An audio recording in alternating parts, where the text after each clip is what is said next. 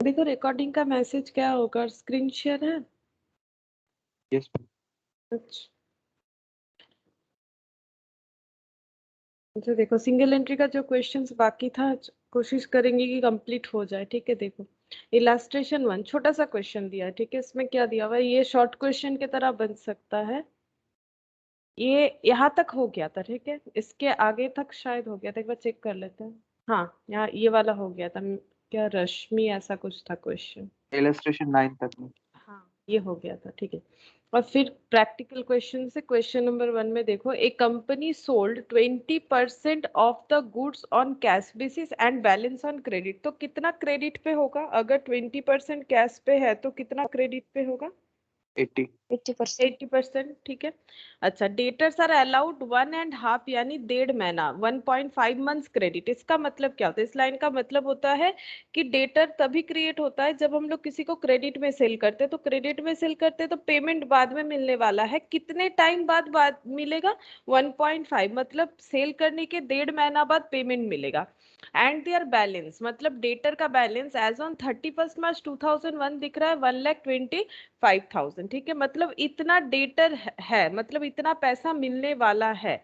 Assume that the sales is uniform throughout the year. अगर पूरे साल cell एक जैसा ही चल रहा है, मतलब हर एक मंथ में सिमिलर चल रहा है। ठीक है, calculate the credit sale and total sale of the company for the year ended 31 March 2002। 31 March 2002 ये जस्ट उसके पहले साल का डेटर बता रहा है। ठीक है, क्लोजिंग डेटर बता रहा है 31 मार्च 2001 का। और हमें डेटर फाइंड आउट करना है, डेटर नहीं टोटल सेल फाइंड आउट करना है। कैलकुलेट द क्रेडिट सेल, हाँ क्रेडिट सेल मतलब डेटर ही हो गया। ठीक है, डेटर और टोटल सेल फाइंड आउट करना है 31 मार्च 2002 का। ठीक है, तो देखो एकदम सिंपल तरीके से हो जाएगा। अगर हम लोग 1.5 महीना करके क्रेडिट अलाउ कर रहे हैं, इसका मतलब ये जो पेमेंट नहीं मिला ये पेमेंट कब मिलेगा? ये जो 1,25,000 डेटर दिख रहा है, मतलब ये पेमेंट कब मिलेगा? अगर हम लोग किसी को बोल रहे हैं कि 1.5 मंथ्स बाद हम लोग पेमेंट लेंगे और हमारा पेमेंट रिसीवेबल दिखा रहा है 1,25,000, तो हम लोग ये बोल सकते हैं कि ये, हाँ बोलो, ये पेमेंट 15 मई। 15 हाँ मई। 15। हाँ ये डेट के हिसाब से, लेकिन अगर हम लोग बोले तो आफ्टर 1.5 मंथ्स मिलेगा। ठीक है, तो 1.5 मंथ्स अगर डिले होता है तो उस हिसाब से क्लोजिंग डेटर बनता है 1,25,000, है ना। मतलब 1.5 मंथ्स के डीले के बेसिस पे डेटर दिख रहा है 1,25,000, ये पेमेंट मुझे 1.5 महीने बाद मिलेगा। ठीक है, तो 1 मंथ डिले होने से मेरा डेटर कितना दिखता? कम दिखता, डिवाइड हो जाएगा यूनिटरी मेथड। तो अगर 12 मंथ्स मेरा डिले होता है तो मेरा डेटर कितना दिखेगा? मतलब अगर 12 मंथ्स का अगर हम लोग क्रेडिट पीरियड देते हैं तो कितना होगा? इंटू 12 करके देखो कितना होता है। 12 मंथ्स में कितना बाकी रहेगा? 1.5 महीने में इतना पैसा बाकी है, तो 12 महीने में कितना बाकी रहेगा? Simple concept, 1,00,000 10 20, lakh. 10 लाख। तो ये 10 लाख क्या बन गया?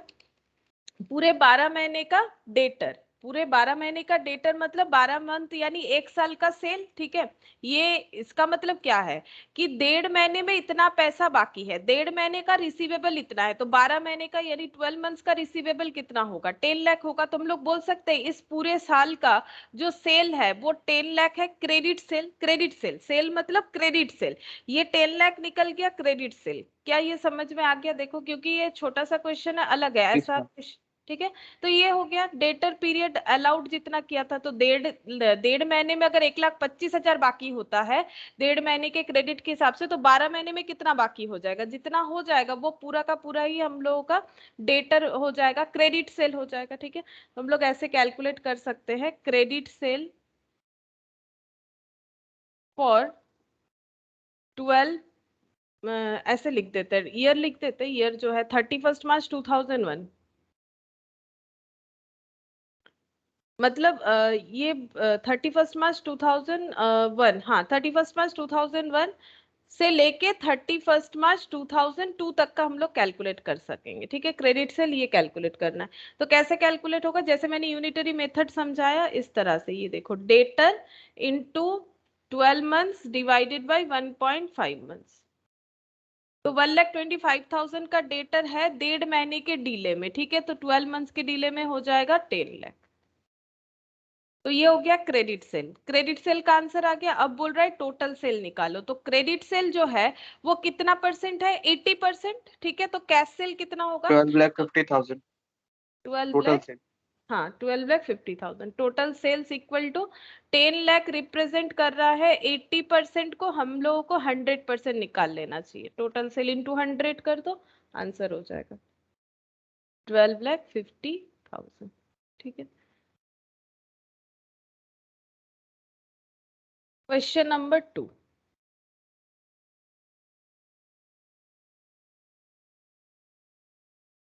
The following is the balance sheet of retail business of Sri Srinivas as at 31st of December 2001। यहाँ पर ओपनिंग बैलेंस शीट दे रखा है, तो अच्छा है हमें प्रिपेयर नहीं करना पड़ेगा। ठीक है, कैपिटल मिल जाएगा। ओपनिंग बैलेंस शीट यानी स्टेटमेंट ऑफ अफेयर्स क्यों बनाते हैं? ताकि हम लोगों को ये कैपिटल मिल जाए, जो कि क्वेश्चन में गिवन है, तो ये मेहनत तो नहीं करना पड़ेगा। ठीक है, you furnishes the following details.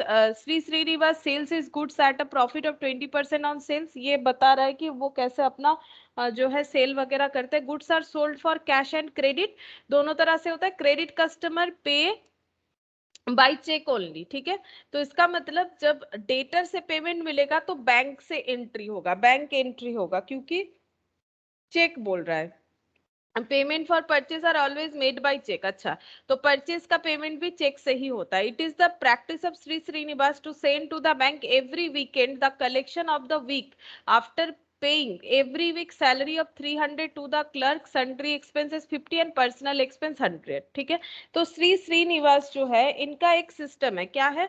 ये क्या करते हैं, हर वीकेंड में जो कलेक्शन होता है उसका पोर्शन बैंक में भेज देते हैं। लेकिन कौन कौन सा खर्चा पे कर देने के बाद? सैलरी का 300, सन्ड्री एक्सपेंसेस का 50, पर्सनल एक्सपेंसेस का 100। इसके बाद अगर कुछ बचता है तो वो बैंक में जमा कर देते हैं वीकली। ठीक है, अच्छा, उसके बाद बोल रहा है analysis of the bank passbook for 13 week period.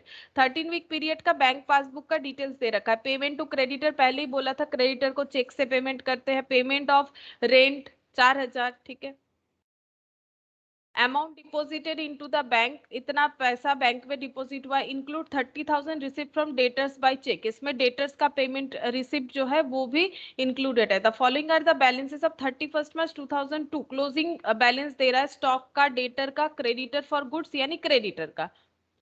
On the evening of 31st March 2002, the cashier absconded, मतलब चोरी कर लिया, with the available cash in the cash box. There was no cash deposited in the weekend ended on that date।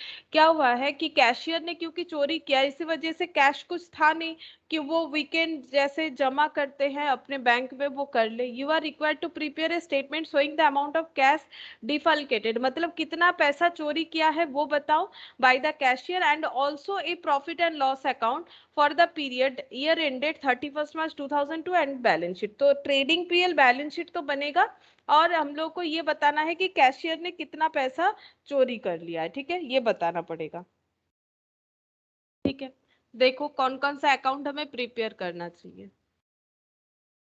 ये balance sheet तो एक बना हुआ है तो इसका जरूरत नहीं होगा। तो पहले एक काम करते हैं, ट्रेडिंग पीएल बैलेंस शीट इसका स्ट्रक्चर बनाते हुए चलते हैं, फिर देखते हैं क्या क्या वर्किंग नोट का जरूरत होगा। तो श्री श्रीनिवास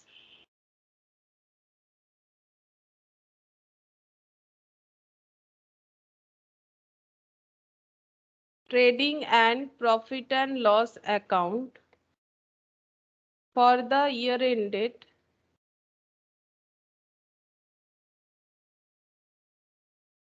31 मार्च 2002 होगा शायद। ये कब का है? 1 का है, 31 दिसंबर। अच्छा, ये दिसंबर है।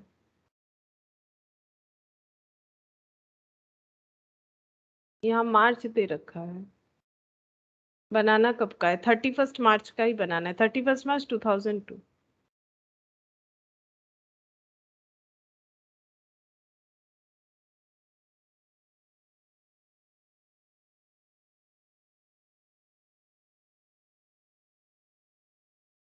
Trading PL balance sheet as on 31st of March 2002।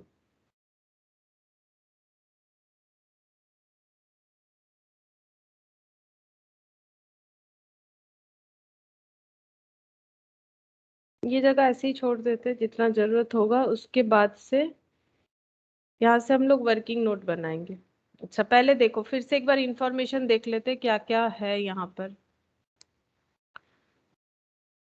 Capital दे रखा है, श्री श्रीनिवास का कैपिटल दे रखा है, तो ये तो ओपनिंग कैपिटल बोल के बैलेंस शीट में चला जाएगा। लाइबिलिटीज फॉर गुड्स, इसमें चेंजेस हो सकता है, मतलब क्रेडिटर का तो चेंजेस हो सकता है अगर क्रेडिटर का कुछ कैलकुलेशंस हुआ होगा। जैसे बाकी क्वेश्चन में हमें क्या दिया रहता है, ऐसे दो कॉलम बना हुआ रहता है, क्रेडिटर का मान लो ओपनिंग और क्लोजिंग दे दिया, वैसे यहाँ पर क्रेडिटर का ओपनिंग ये दिए रखा है, ठीक है। क्लोजिंग हम लोग को खुद कैलकुलेट करना पड़ेगा और क्रेडिटर का जितना ट्रांजेक्शन है वो भी बनाना पड़ेगा, ठीक है। तो अगर जरूरत होगा तो हम लोग क्रेडिटर अकाउंट बना लेंगे। वैसे यहाँ पर एक क्लोजिंग स्टॉक बोल के, सॉरी क्लोजिंग बैलेंस बोल के दिया हुआ था, ठीक है, देख लेते हैं, अगर दिया हुआ है तो नहीं भी बनाएंगे तो भी चलेगा। ये देखो क्रेडिटर का क्लोजिंग बैलेंस दे रखा है 36,500, डेटर का दे रखा है 30,000, स्टॉक का दे रखा है 40,000। अच्छा तो ओपनिंग स्टॉक क्लोजिंग स्टॉक तो मिल जा रहा है। अच्छा प्रॉफिट कमाता है 20% on sale, goods are sold for cash और क्रेडिट दोनों ही होता है, चेक से होता है, ठीक है। अच्छा इसके बाद कुछ पैसा वैसा चोरी हुआ है ये बता रहे नहीं, ये अपना बिजनेस का कितना पैसा बैंक में वीकेंडली डालते वो दे रखा है, और एक बैंक का पासबुक का डिटेल्स दे रखा है, ठीक है। कितना पैसा चोरी हुआ है इसके लिए हम लोगों को कैश बुक बनाना चाहिए, ठीक है, जितना कम होगा वही हम लोग का चोरी हो गया, ठीक है। तो देखो क्या क्या मिल जाएगा, ओपनिंग स्टॉक तो है तो हम लोग ट्रेडिंग अकाउंट से स्टार्ट कर सकते हैं, ओपनिंग क्लोजिंग दोनों स्टॉक ही दिया हुआ है, तो यहाँ पर लिखेंगे to opening stock by closing stock, ये सब गिवन है। ओपनिंग स्टॉक हो रहा है यहाँ पर 70,000, इधर से लिख सकते हैं ओपनिंग स्टॉक है 70,000, क्लोजिंग स्टॉक नीचे ये जो इंफॉर्मेशन है यहाँ पर मिल जाए, 40,000। हाँ 40,000। अच्छा अब हम लोग को क्या चाहिए, नॉर्मली यहाँ पर सेल्स चाहिए, तो सेल्स के लिए डेटर, क्योंकि क्रेडिट कैश दोनों तरह का सेल होता है तो सेल का डायरेक्ट हमें कुछ डेटा नहीं दे रखा है, ठीक है, तो हम लोग डेटर अकाउंट बना के देख सकते हैं कि क्रेडिट सेल कितना है, बाकी चेक करेंगे कहीं अगर कैश सेल मिल जाता है तो, ठीक है। तो डेटर बनाना पड़ेगा क्योंकि सेल्स डायरेक्टली नहीं दे रखा है, तो एक डेटर अकाउंट बना लेंगे टू परचेज और टू जीपी, जीपी हम लोग निकाल सकते हैं, क्यों, जीपी का हमें रेट दे रखा है 20%, at the rate of 20% on sales हो जाएगा, तो पहले सेल्स निकाल लेते हैं तो जीपी मिल जाएगा, जैसे ही जीपी मिलेगा यहाँ पर हम लोग यहाँ से परचेज निकाल लेंगे बैलेंसिंग फिगर, क्योंकि अगर देखो तो परचेज का कुछ ज्यादा डिटेल्स शायद नहीं है, देख लेते हैं हम लोग पहले डेटर तो बना ले, देखते हैं डेटर से हमें क्या क्या इंफॉर्मेशन कलेक्ट हो जाएगा। डेटर वर्किंग नोट नंबर 1, तो टू बैलेंस बीडी, ओपनिंग इधर होता है क्लोजिंग इधर हो जाएगा, बाई बैलेंस सीडी। अच्छा ओपनिंग 25,000, क्लोजिंग 30। अच्छा अब देखते हैं क्या क्या इंफॉर्मेशन है। इन ये देखो amount deposited into bank include 30,000 receive from debtor by cheque, तो क्या एंट्री हो जाएगा, चेक से 30,000 बाय मिला है बैंक। By bank. अच्छा कोई ऐसा इंफॉर्मेशन नहीं था जो कि डेटर को रिलेट करे, नहीं, ठीक है। अच्छा यहाँ पर और आगे देख लेते हैं, और तो कुछ भी डेटर से रिलेटेड इंफॉर्मेशन नहीं है, ठीक है, तो फिर क्रेडिट सेल पता चल जाएगा यहाँ पर to sales, debtor to sales होता है ना, तो बैलेंसिंग फिगर जो आएगा वो तो सेल का ही होगा, डेटर जब जनरेट होता है पहला एंट्री तो डेटर टू सेल का ही होता है, तो ये पोस्टिंग तो होना चाहिए जो मिसिंग है। क्रेडिट सेल 60, इससे 25 माइनस कर देंगे तो हो जाएगा 35। 35। अच्छा 35,000 ये हो गया सेल्स, ठीक है। अच्छा और कैश सेल का कुछ इंफॉर्मेशन है क्या, देखते हैं।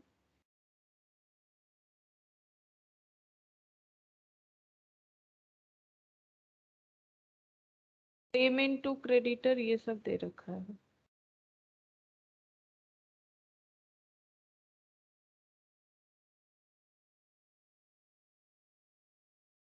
अच्छा कैश सेल है कि नहीं उसके लिए तो कैश अकाउंट बनेगा तभी पता चलेगा, ठीक है। तो पहले एक काम करते हैं, ये जो सेल मिल गया इसको बाई सेल्स ऐसे यहाँ पर लिख देते हैं क्रेडिट बोल के, ठीक है, अगर सिर्फ क्रेडिट होगा तो यही हम लोग आंसर लिख देंगे, अगर इसके साथ कैश भी होगा तो चेक करना पड़ेगा, तो क्रेडिट सेल तो आ गया है 35,000, ठीक है। अच्छा, मैम अब कैश और बैंक अकाउंट साथ में बनाएंगे कि अलग अलग? कैश और बैंक अकाउंट कैसे लिखा हुआ है वो देखना चाहिए। कैश इन हैंड लिखा अलग हुआ है, अलग। कैश अलग अलग लिखा हुआ है। ठीक है, तो हम लोग कैश एट बैंक और कैश इन हैंड अलग अलग बनाएंगे फिर, इस तरह से अगर है तो। ठीक है, तो एक cash in hand,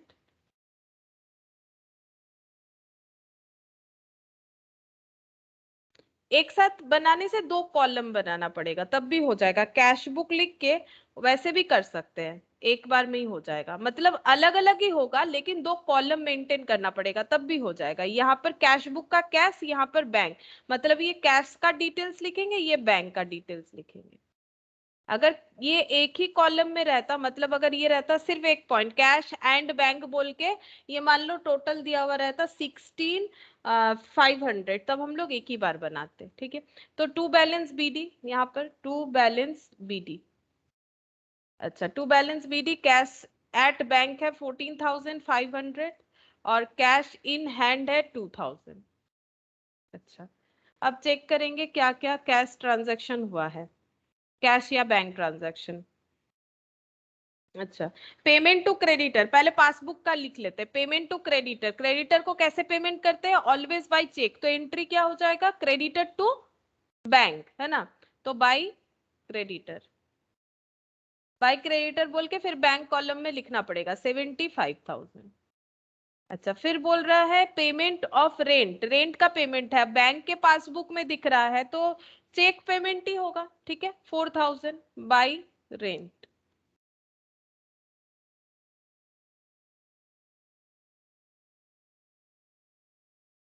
amount deposited into bank 1,25,000, 1,25,000 bank में डिपॉजिट है जिसमें 30,000 रिसीव फ्रॉम डेटर है। डेटर से जो रिसीव हुआ है उसका तो अलग एंट्री होगा, डेटर से जो रिसीव हुआ है उसका एंट्री क्या हो जाएगा? ये क्रॉस पोस्टिंग हो जाएगा। बैंक टू डेटर, तो ये डेटर। क्या हो जाएगा यहाँ पर? टू डेटर, और मैं वो 95,000 जो और आया है।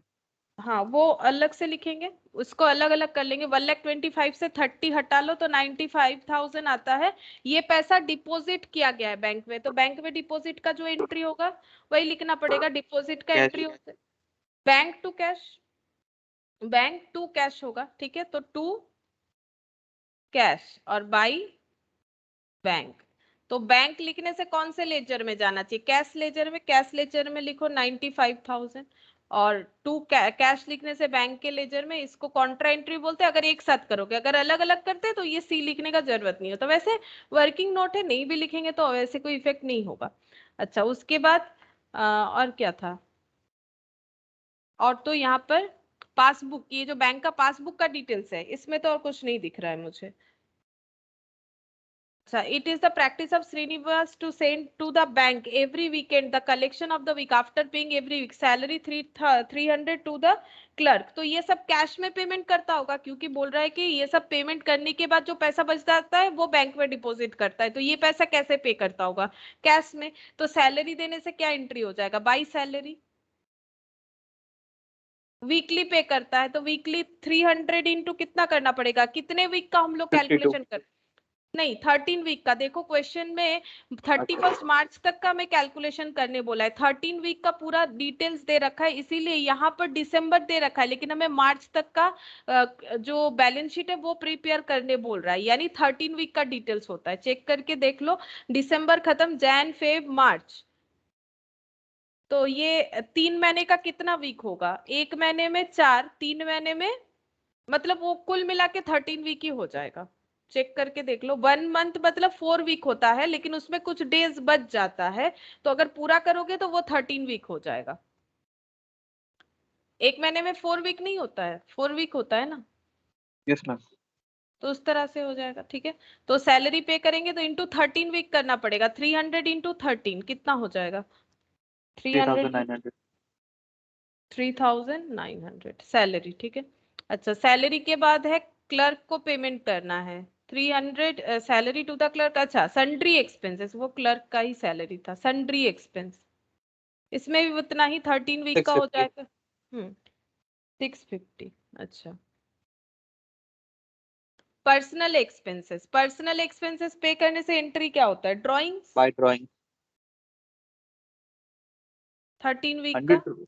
100 रुपीज करके ना मैम? हाँ हाँ, हाँ 100 रुपीज करके 1300। अच्छा अब हम लोग ये क्लोज कर लेते, पहले बैंक वाला क्लोज कर लेते हैं, ठीक है, क्योंकि कैश चोरी हुआ है तो बैंक का बैलेंस तो क्लोज हो जाएगा, ठीक है, कैश चोरी हुआ है तो कुछ बैलेंस बचेगा तो वो कैश में जाना चाहिए। तो देखते हैं बैंक का बैलेंस कितना आ रहा है, इधर टोटल करते 75, इधर ज्यादा हो रहा है, उधर ही आना चाहिए तब। 60,500। 60,500, हाँ क्लोजिंग बैलेंस। ये कितना हो जाएगा 30 और 95,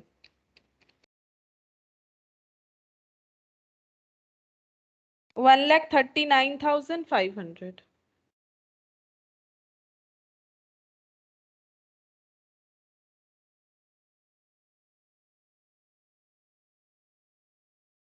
$60,500 by balance CD, 60,500 closing balance of bank, positive closing balance आया है। अच्छा यहाँ पर कैश सेल हम लोग को खुद ही कैलकुलेट करना पड़ेगा, दो आंसर तो नहीं आ सकता है कितना चोरी हुआ है, कैसे कैश सेल कैलकुलेट होगा देखो, हम लोग को पता है कि ओपनिंग स्टॉक कितना था, ठीक है, अच्छा उससे हम लोग को ये भी पता है कि क्लोजिंग स्टॉक कितना हुआ था, ठीक है, परचेज ढूंढना पड़ेगा और ये अच्छा 70,000 और ये अच्छा क्रेडिटर बनाते हैं, चलो कुछ ना कुछ तो एक ढूंढना पड़ेगा, क्रेडिटर बनेगा तभी जाके, क्यों ये वाला क्लोज नहीं हुआ, कैश चोरी हुआ है, तो कैश अगर चोरी हुआ है तो यहाँ पर तो वो रिफ्लेक्ट करेगा, लेकिन कैश सेल है कि नहीं वो कंफर्म तो करना पड़ेगा, तो इसके लिए पहले हम लोग क्रेडिटर को फाइंड आउट कर लेते हैं, ठीक है, क्रेडिटर को फाइंड आउट करेंगे परचेस पता चल जाएगा, ठीक है, ये पहले नहीं किया, पहले ही करने से ठीक रहता, क्रेडिटर का पेमेंट ये देखो ओपनिंग है 20,500, इधर हो जाएगा। नॉर्मली इस क्वेश्चन में क्या क्या अकाउंट मैंडेटरी है, डेटर क्रेडिटर, ठीक है, कैश बुक, ये सब मैंडेटरी है, मतलब होगा ही होगा, ठीक है, तो डेटर क्रेडिटर हमेशा बना ही लेना चाहिए। टू बैलेंस CD क्लोजिंग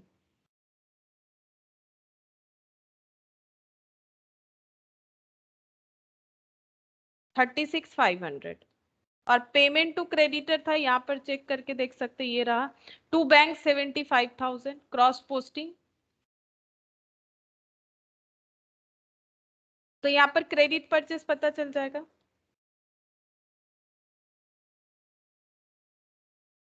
तो ये कितना हो जाएगा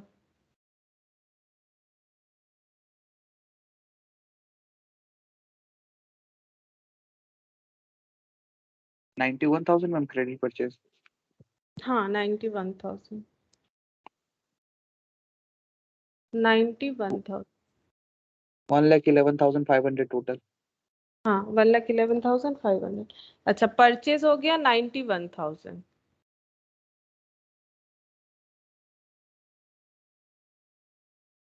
क्रेडिट 91,000, ठीक है, अच्छा अब यहाँ पर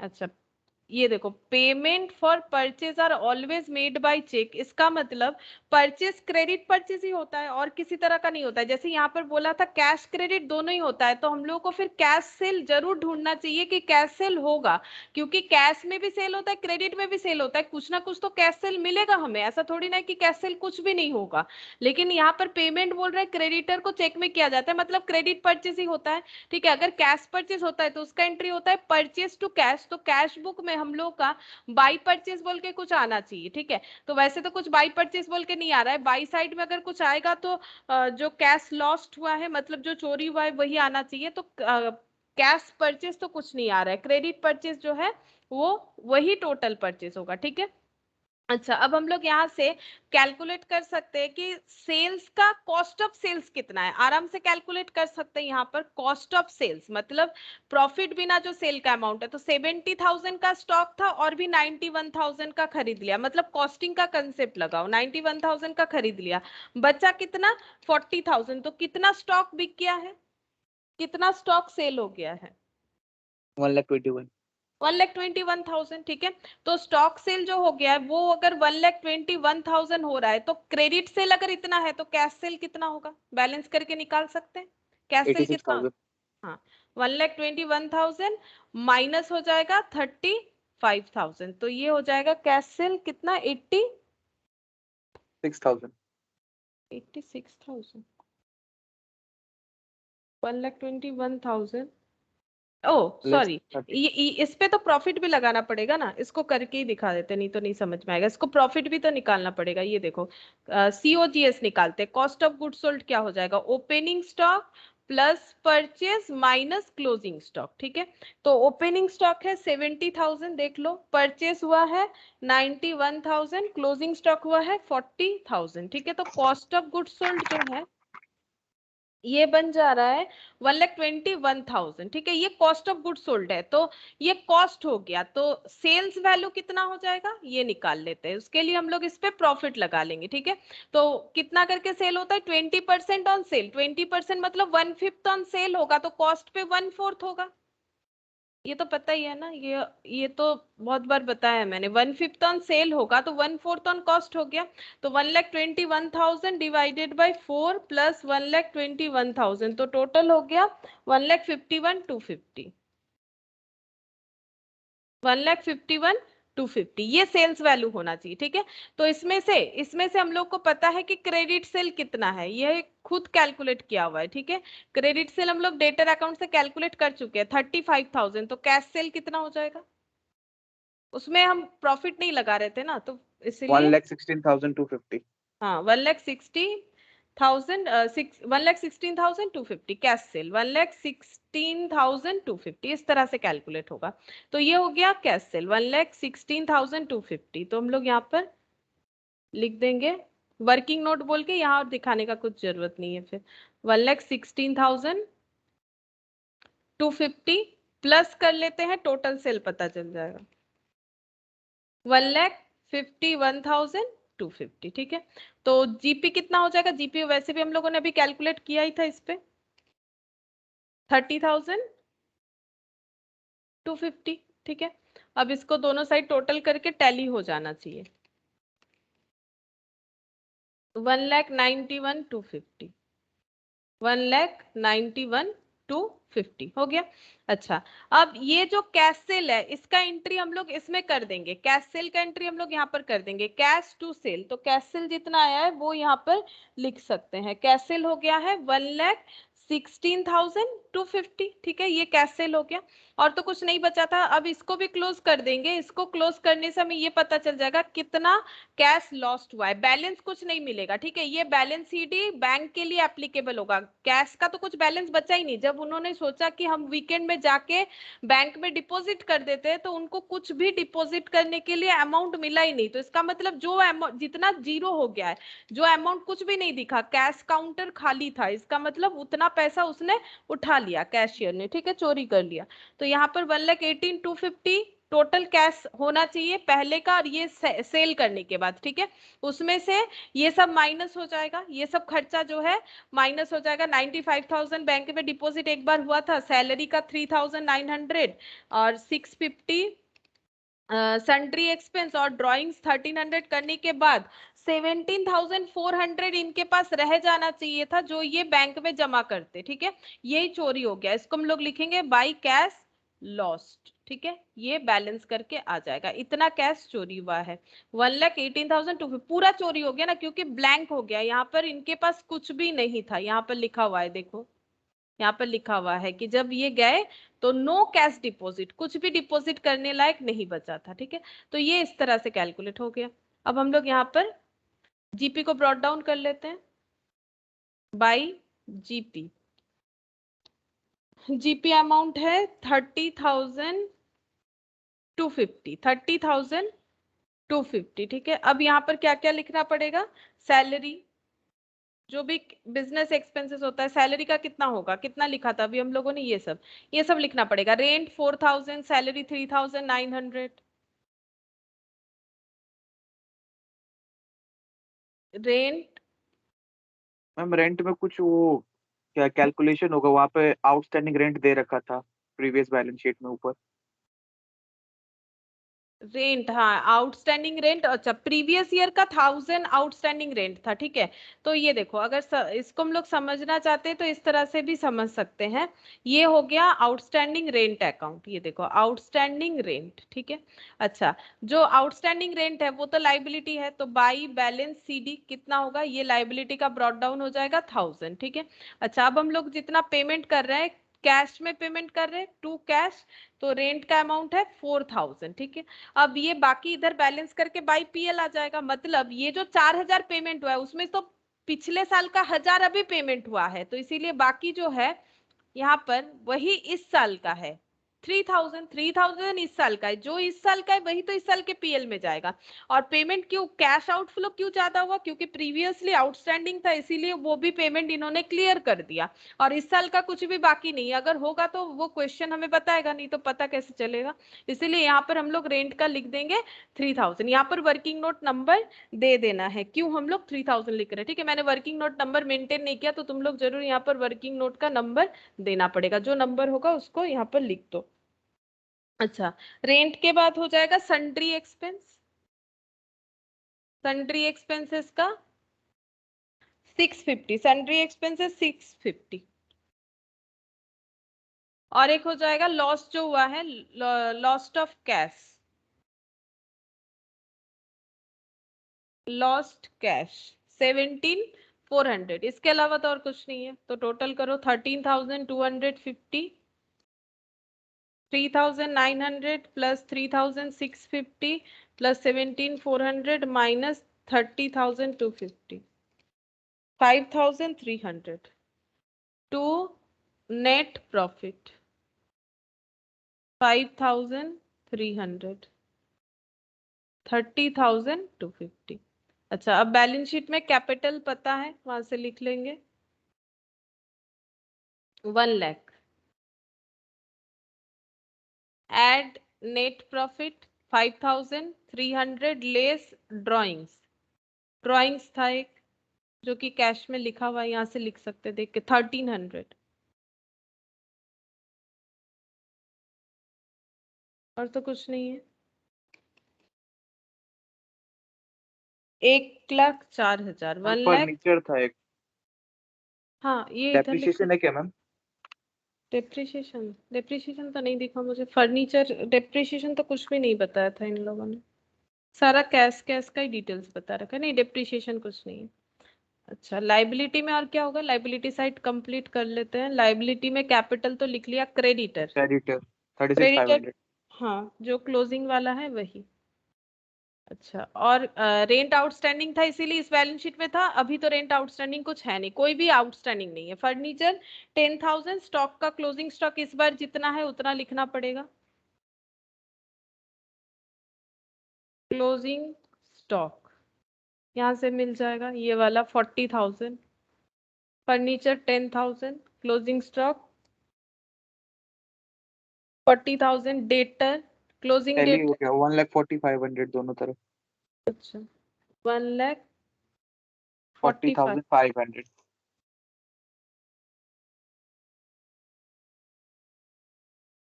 डेटर बैठेगा 40,000। कैश, हाँ cash at bank 30,000, cash, 60,500। Cash in hand तो जीरो हो गया है, कैश एट बैंक होगा, क्योंकि चोरी हो गया तो वो नहीं होगा। ये लिखने का जरूरत नहीं, मैंने लिख दिया इसलिए ऐसे डैश लिख दिया मैंने यहाँ पे 60,500, बस हो गया।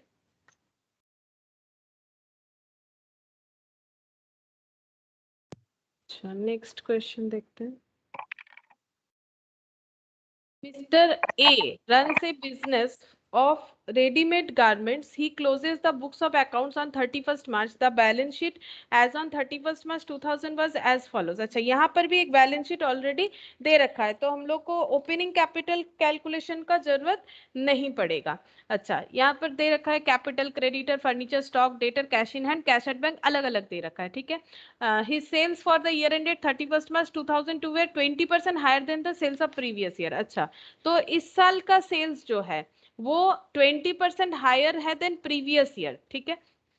Out of which 20% sales are cash sale. तो ये कुछ सेल्स रिलेटेड डेटा दे रखा है, कितना कैश सेल होता है, कितना क्रेडिट सेल होता है, प्रीवियस ईयर के हिसाब से इस साल के सेल में क्या चेंजेस है। अच्छा, नेक्स्ट बोल रहा है payment for all the purchase were made by cheque only. अच्छा, तो जितना भी पेमेंट होता है चेक पेमेंट होता है परचेजर को, तो इसका मतलब क्रेडिट परचेज ही होता है। Goods were sold for cash credit both, दोनों तरह से होता है। Credit customers pay by cheque only, credit customers जो है उनको चेक में ही पे किया, उनसे चेक में लिया जाता है। कस्टमर हो गया ना तो चेक में लिया जाता है। तो लगभग ये इंफॉर्मेशन प्रीवियस क्वेश्चन के तरह ही है। डेप्रिसिएशन यहाँ पर लगेगा फर्नीचर पे, 10% बोला है तो 10% अप्लाई करना पड़ेगा। Mister A send to the bank collection of the month at least at the last date of each month after paying salary, ऐसा ही दे रखा है। सेम सेम क्वेश्चन है, देखो 2000 to clerk, office expense and personal expense, ये सारा खर्चा देने के बाद जो पैसा बच जाता है वो बैंक में भेज देते हैं। बैंक पासबुक का डिटेल्स, क्रेडिटर का पेमेंट, रेंट का payment, cash deposited into the bank during the year बोल रखा है। The following are the balance, closing balance, ठीक है, on receiving 31 March 2002 the cashier. Same question है, ठीक है, तो चलो फटाफट कर लेते। सेम क्वेश्चन है, सिर्फ थोड़ा सा जो ये क्या बोलते हैं डेप्रिसिएशन वगैरह थोड़ा चेंजेस है, बाकी सेम है question. Question number 3, trading and profit and loss account for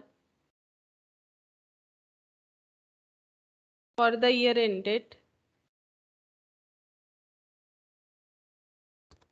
31st March 2002।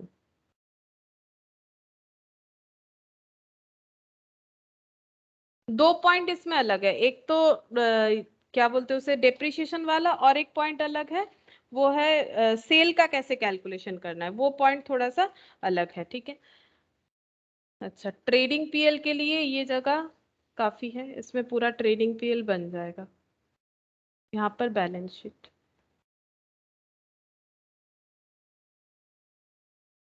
इसी में हो जाएगा, क्योंकि प्रीवियस बैलेंस शीट तो इतना सही है तो इसमें हो जाना चाहिए।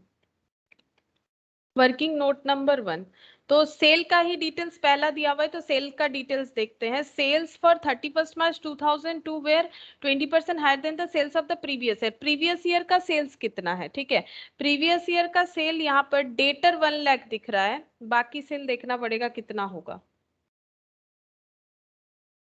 अच्छा, अच्छा, टोटल सेल्स दे रखा है, प्रीवियस ईयर का सेल दे रखा है, डेटर मतलब ये क्रेडिट सेल है, और टोटल सेल दे रखा है 5 लाख, तो एक 4 लाख कैश सेल होगा, ठीक है। जरूरत नहीं है हमें, टोटल सेल गिवन है, टोटल सेल फॉर 2010-11 मतलब इस साल का, प्रीवियस ईयर का। तो यहाँ पर लिखते हैं total sales for previous year 5 lakh. तो इस साल का कितना होगा, क्योंकि इस साल सेल बोला गया है कि 20% ज्यादा होगा, तो बोलो इस साल का सेल कितना होगा, कैसे मिलेगा। 20% इसमें क्या कर देंगे, ऐड कर देंगे। 1 लाख। हाँ, for current year 1 lakh add हो जाएगा, तो टोटल हो गया 6 लाख, ठीक है।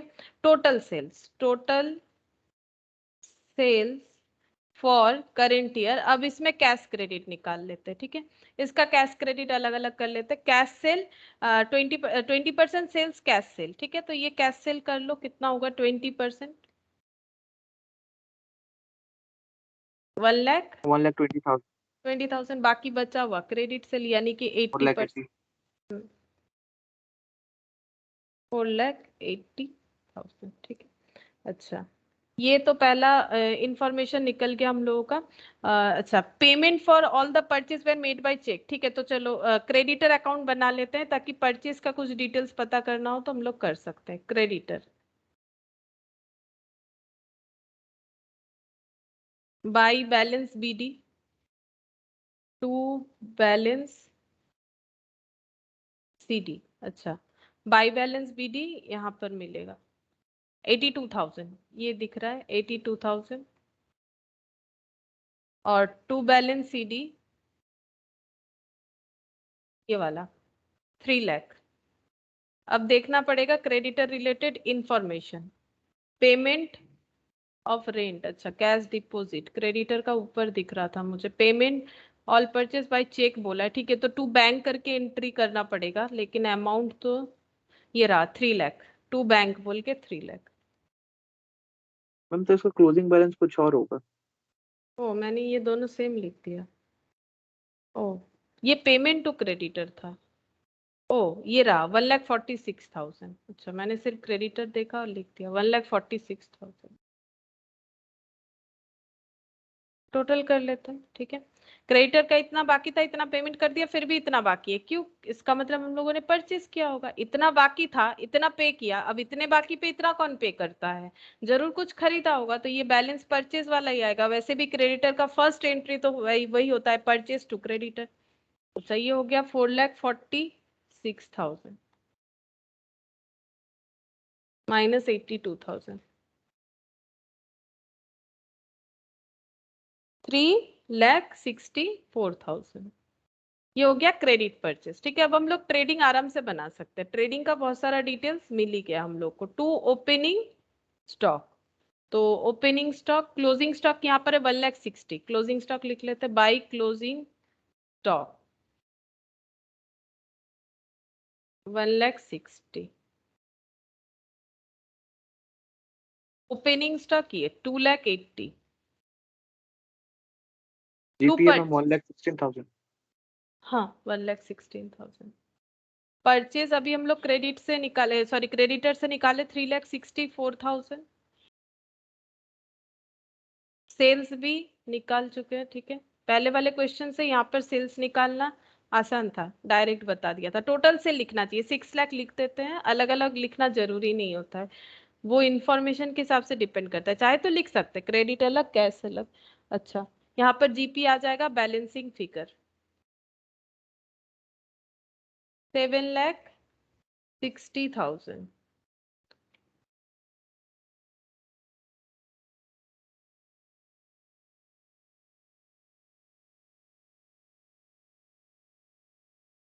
1,16,000 बाई जीपी ब्रॉड डाउन 1,16,000। अच्छा यहाँ पर खर्चा लिखना पड़ेगा, ठीक है। तो खर्चा में देखते हैं क्या क्या खर्चा है, और भी हमें कुछ अकाउंट तो बनाना पड़ेगा, कैश यहाँ पर भी चोरी हुआ है, ठीक है।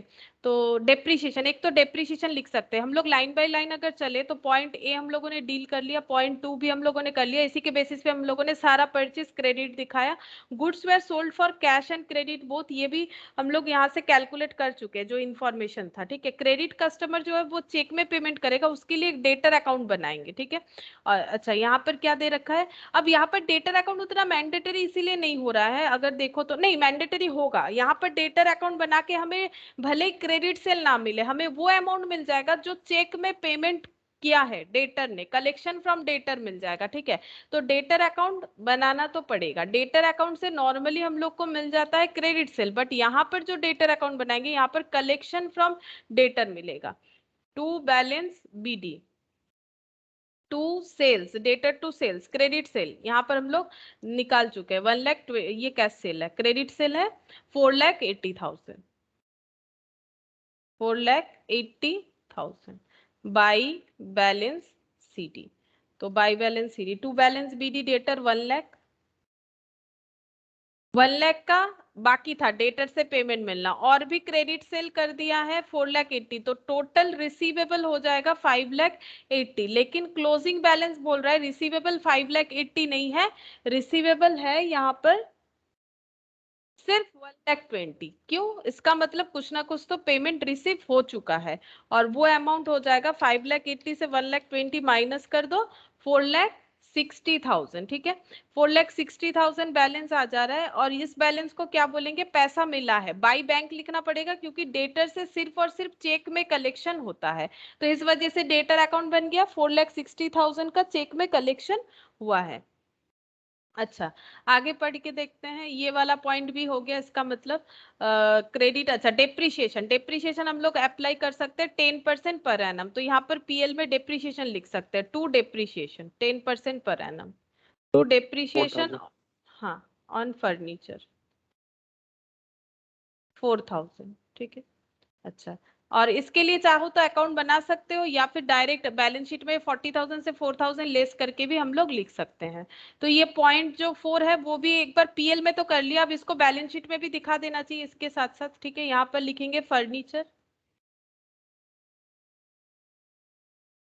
40,000 लेस डेप्रिसिएशन, इसका वर्किंग नोट नहीं बना है, बिना वर्किंग नोट के भी ये बन जाएगा, आसान है। तो यहाँ पर हो जाएगा 36,000। वर्किंग नोट बनाने से to balance BD 40,000 by depreciation 4,000 by balance CD 36,000 दिखाना पड़ता।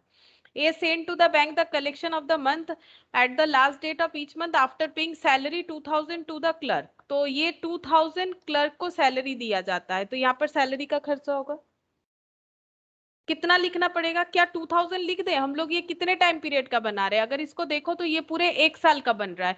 2001 का डेटा था, अब 2002 का है, तो ये पर मंथ का सैलरी है ना। देखो ऊपर दे रखा है 2001 31 मार्च 2001 का बैलेंस शीट है। उसके बाद हम लोग को डेटा दे रखा है पूरे ईयर का, ईयर का डेटा कहीं पर भी देखो 31 मार्च 2002 बता रहा है, ड्यूरिंग द ईयर पूरे साल भर में क्या हुआ। तो कितना लिखना पड़ेगा सैलरी? 2000 इंटू 12, 12, ठीक है। 24,000। हाँ 24,000। अच्छा, उसके बाद ऑफिस एक्सपेंसेस ये सभी मंथली बता रहा है, ठीक है, क्योंकि मंथली वो पैसा डिपॉजिट करने जाते हैं। जैसे प्रीवियस वाले क्वेश्चन में था वीकली डिपॉजिट करने जाते, वीकली डेटा था, बट ये पूरे साल का डेटा है। ये देखो bank passbook for the year and, ठीक है। तो ये चीज भी ध्यान में रखना है हम लोग को। सैलरी हो गया 24,000, और ये ऑफिस एक्सपेंस इसका कितना हो जाएगा? 14,400। हाँ, ये मल्टीप्लाई करने से 14,400। ऑफिस एक्सपेंस हो गया। पर्सनल एक्सपेंसेस को तो ड्राइंग्स बोला जाता है, ड्राइंग्स तो पीएल में नहीं दिखाते, ड्राइंग्स दिखाना पड़ेगा बैलेंस शीट में। 6,000 रुपये। हाँ, कैपिटल लेस ड्राइंग्स,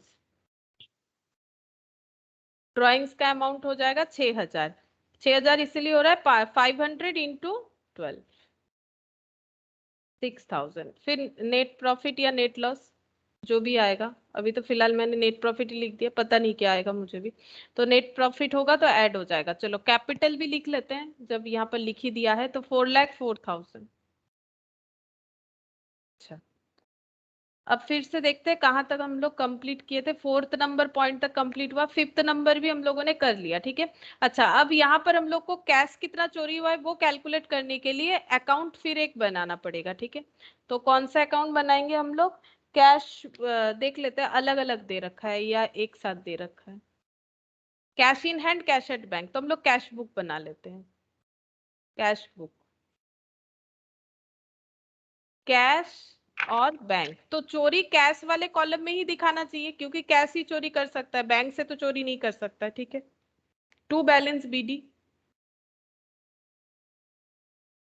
28,000 38,000, 28,000 38,000, ठीक है। अच्छा, अब यहाँ पर और क्या है? कैश सेल था एक, ठीक है। Cash account debit to sales, cash sale था, यहाँ पर लिखेंगे कैश सेल। हम लोग यहाँ पर कैलकुलेट किए थे, कैश सेल है 1,20,000, 1,20,000 कैश सेल। अच्छा, यहाँ पर बाई बैंक एक दिख रहा है, डेटर से जो कलेक्शन हुआ है, तो bank account debit to debtor, to debtor बोल के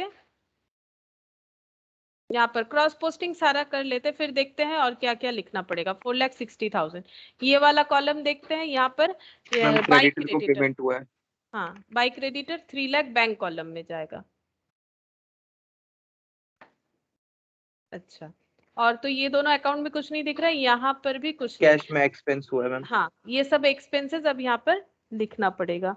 एक्सपेंसेस में हो जाएगा ये, सैलरी 24,000 हाँ सैलरी ऑफिस 24,000 और ऑफिस एक्सपेंस 14,400।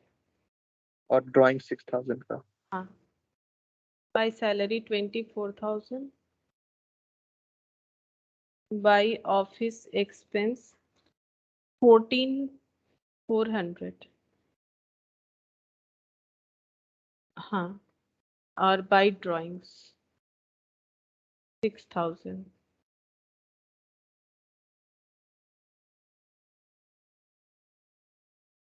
मैम 1,03,600 का कैश लॉस।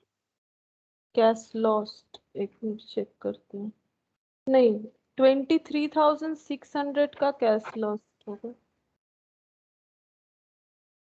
और क्या 28,000 प्लस 1,20,000 तो ये हो गया 1,48,000 माइनस 24,000 माइनस 14,400 माइनस 6,000 और एक कुछ होगा कुछ डिपॉजिट किया है वैसा कुछ इंफॉर्मेशन भी तो होना चाहिए। ये वाला cash deposit into the bank, ये 80,000 वाला, ये वाला नहीं लिखा ना एंट्री हम लोगों ने। कैश डिपॉजिट तो बैंक टू कैश, तो बाई बैंक टू कैश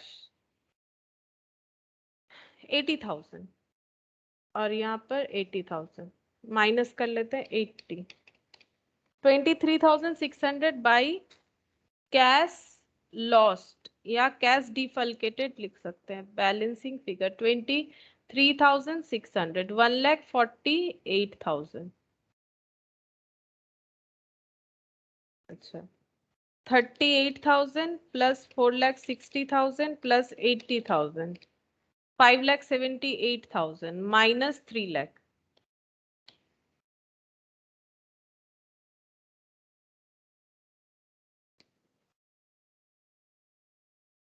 अच्छा रेंट का नहीं लिखा हम लोगों ने। रेंट 31 मार्च तक दे रखा है 16,000, चेक के थ्रू से पे हुआ है तो बाई रेंट ये भी तो होना चाहिए चेक के थ्रू से, तो 16,000 ये भी तो होना चाहिए। और रेंट वहाँ पीएल में भी जाएगा 2,62,000 बैलेंस आ जाएगा। यहाँ पर लिख देते हैं बाई बैलेंस सीडी जो कि बैंक कॉलम में जाएगा 2,62,000 टोटल 5,78,000। ठीक है रेंट नहीं लिखा था, अब इधर भी रेंट लिख लेते हैं। यहाँ पर भी रेंट बाकी रह गया, रेंट डेप्रिसिएशन ये सब हो गया। रेंट 16,000 कोई आउटस्टैंडिंग तो नहीं था, आउटफ्लो में तो लिख सकते हैं आउटस्टैंडिंग, नहीं था यहाँ पर, चलो ठीक है। अच्छा रेंट हो गया, सैलरी हो गया, cash lost to cash lost 23,600। अब चेक करना पड़ेगा प्रॉफिट हो रहा है कि लॉस हो रहा है। 1,16,000। अच्छा 1,16,000 34,000 का प्रॉफिट। हाँ 34,000 का profit minus 28,000 minus 14,400 minus 16,000 minus 23,600 34,000 का profit to net profit 34,000 net profit.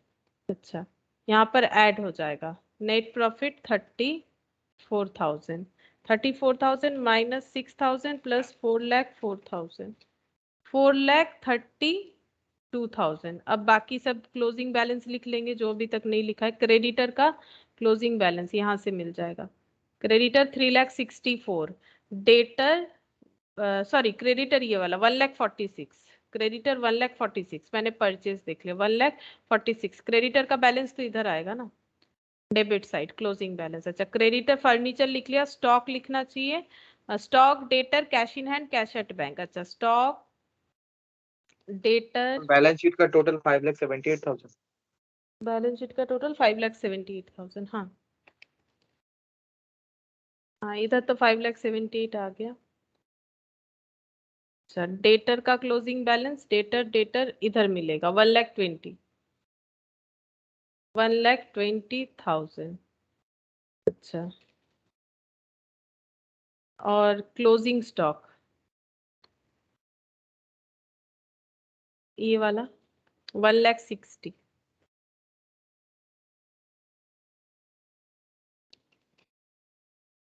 और कैश एट बैंक ये वाला 2,62,000 cash at bank cash in hand तो नील हो गया है 2,62,000 5,78,000 बस और तो कुछ नहीं था।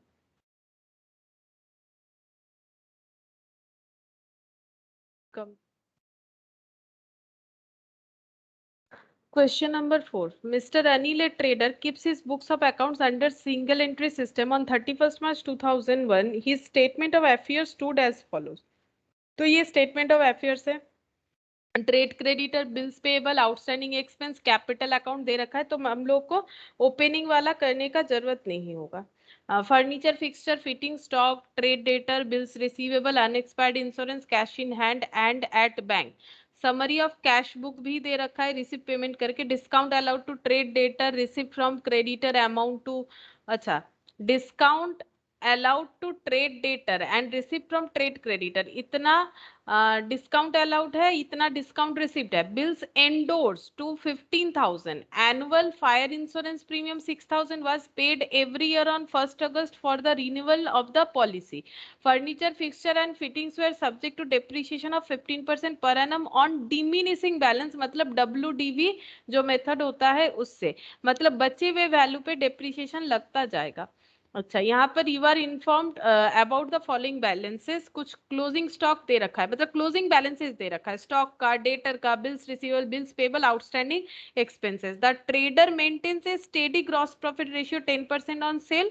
Prepare trading and profit and loss account for the year ended 31st March 2002 and balance sheet. ठीक है।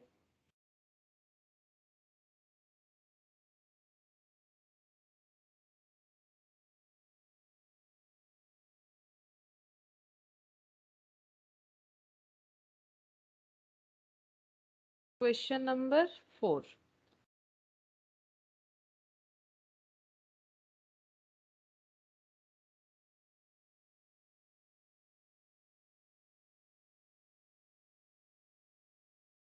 In the books of Mr. Anil,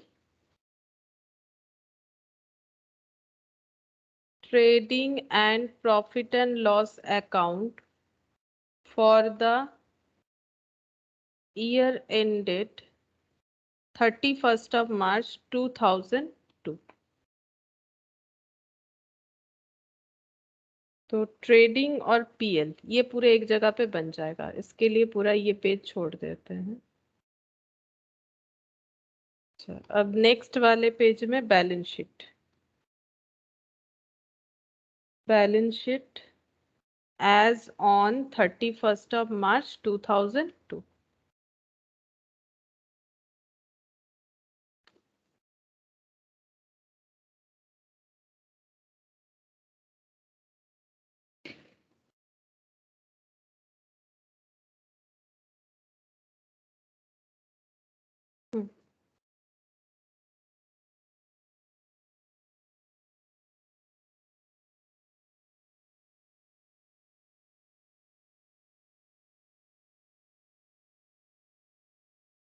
next page से ही वर्किंग नोट करेंगे। तो डेटर, क्रेडिटर ये सब तो बनता है, देख लेते क्या क्या होगा। यहाँ पर ट्रेड क्रेडिटर ये सब तो बैलेंस शीट दे रखा है, ओपनिंग मतलब कैपिटल हमें कैलकुलेट नहीं करना पड़ेगा। अच्छा, तो डिस्काउंट अलाउड, डिस्काउंट रिसिप्ट ये सब दे रखा है, डेटर का एडजस्टमेंट। तो क्या चाहिए हमें? सेल चाहिए। ट्रेडिंग अकाउंट बनाने के लिए opening stock, closing stock ready है। ओपनिंग स्टॉक कौन सा हो जाएगा? ये वाला 6,10,000। क्लोजिंग स्टॉक हम लोगों को नीचे से मिल जाएगा, लेकिन कितना सेल हुआ है ये सब के लिए डेटर अकाउंट, और कितना परचेज हुआ है ये सब के लिए क्रेडिटर अकाउंट बनाना पड़ेगा, क्योंकि बिल्स का भी यहाँ पर मतलब ट्रांजैक्शन हुआ है through bills receivable, bills payable. तो बिल्स रिसीवेबल और डेटर एक साथ बनाएंगे, ठीक है, क्योंकि ये दोनों रिलेटेड होता है। और क्रेडिटर और जो बिल्स पेबल है उसको एक साथ बना लेंगे, ठीक है। तो यहाँ पर debtor account, debtor account,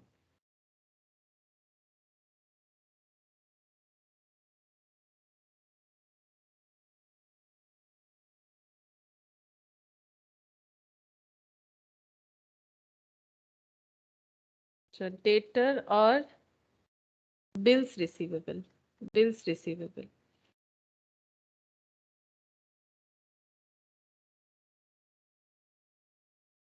creditor,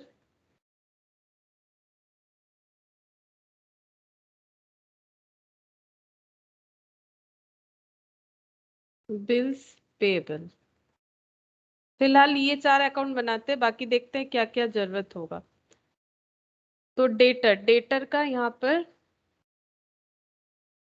opening 1,48,000, bills receivable 60, 1,48,60, to balance BD, to balance BD। Creditor 5,80,000 by balance BD 5,80,000 by balance BD BP 1,25,000।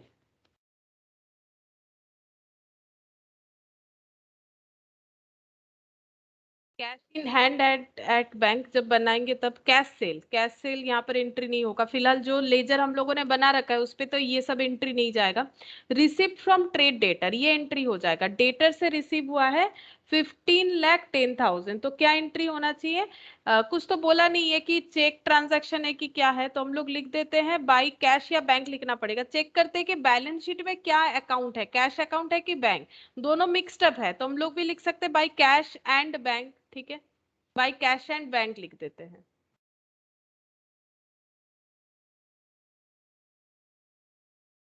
$15,10,000। अच्छा, रिसिप्ट फ्रॉम बिल्स रिसीवेबल 3,40,000 इसका क्या एंट्री होता है? बिल्स रिसीवेबल से पैसा आने से बाई बैंक होगा, बाई बैंक या कैश होगा। ठीक है, और जो बिल्स रिसीवेबल से पैसा आया उसको हम लोग लिखेंगे टू BR, मतलब बिल्स कैंसिल हो जाएगा तो बाई कैश एंड बैंक लिख देना पड़ेगा। बाई कैश एंड बैंक हो जाएगा 3,40,000।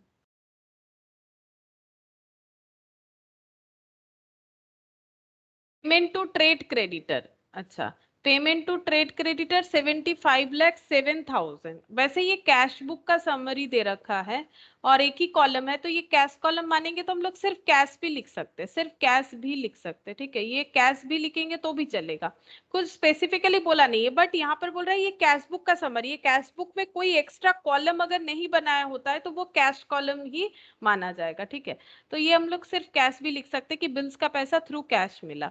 अच्छा, उसके बाद पेमेंट टू क्रेडिटर, तो टू कैश यहाँ पर हो जाएगा, क्रेडिटर अकाउंट में to cash.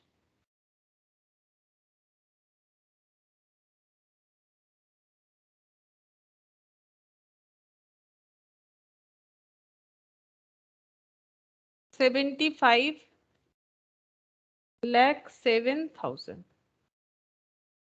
Payment for bills payable 8,15,000। BP payment करने से बीपी रिलीज हो गया टू कैश 8,15,000। अच्छा, सन्ड्री एक्सपेंसेस पेड ये सब तो नहीं जाएगा, ड्राइंग्स ये सब का अकाउंट तो बनाया नहीं। Discount allowed to trade debtor 36,000 तो by discount allowed, by discount allowed 36,000 और डिस्काउंट रिसीव्ड हुआ है क्रेडिटर से to discount received 28,000।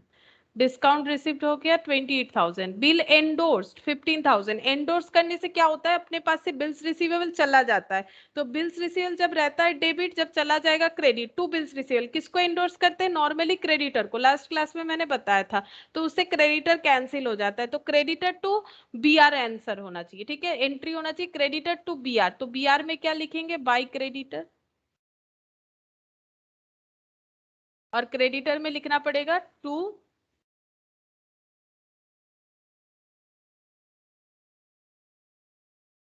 Creditor to BR ही तो होना चाहिए। एक मिनट,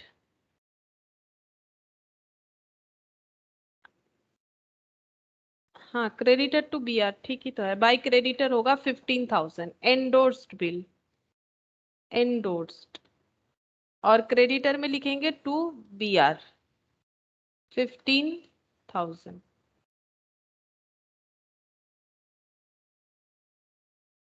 अच्छा, नेक्स्ट देखते हैं क्या बोला है। Annual fire insurance premium paid yearly renewal policy, ये सब तो इस अकाउंट के लिए एप्लीकेबल नहीं है। फर्नीचर फिक्सचर पे डेप्रिसिएशन बता रखा है। ठीक है, और क्लोजिंग डेटर 1,52,000, डेटर का क्लोजिंग 1,52,000 बाई बैलेंस CD 1,52,000, और तो कुछ नहीं दिखा, तो ये अकाउंट हम लोग क्लोज करेंगे। क्लोज करने से मिल जाना चाहिए हम लोग को credit sale to sales bracket में बैलेंसिंग फिगर क्रेडिट 15,500 नहीं सॉरी मैम 15,50,000। नहीं 3,07,000 19,20,000 कुछ नहीं लिखा है क्या मैंने? 15,10 प्लस 36,000। अच्छा बिल्स रिसीवेबल पहले क्लोज करना चाहिए। देखो ये वाला चीज फॉलो करना पड़ेगा। पहले बीआर क्लोज होगा तभी जाके डेटर क्लोज होगा। पहले बीआर, यहाँ पर लिख लो, बीआर और डेटर जब दोनों रहता है तो पहले बीआर क्लोज करो फिर डेटर, नहीं तो आंसर पूरा नहीं आएगा। ठीक है, पहले बीआर को क्लोज करना पड़ेगा।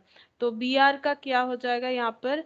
बैलेंस लिखना पड़ेगा, क्लोजिंग बैलेंस। देखो पहले यहाँ से क्लोजिंग बैलेंस लिखेंगे। बिल्स रिसीवेबल का क्लोजिंग बैलेंस 75,000, क्योंकि बीआर रिलेटेड टू डेटर होता है। जब बीआर, अगर बीआर में कुछ डेटर का बैलेंस तो आया नहीं ना, बीआर का पहला एंट्री तो होता है बीआर टू डेटर, तो टू डेटर तो मिला नहीं। जब तक टू डेटर नहीं मिलेगा डेटर अकाउंट क्लोज नहीं होगा।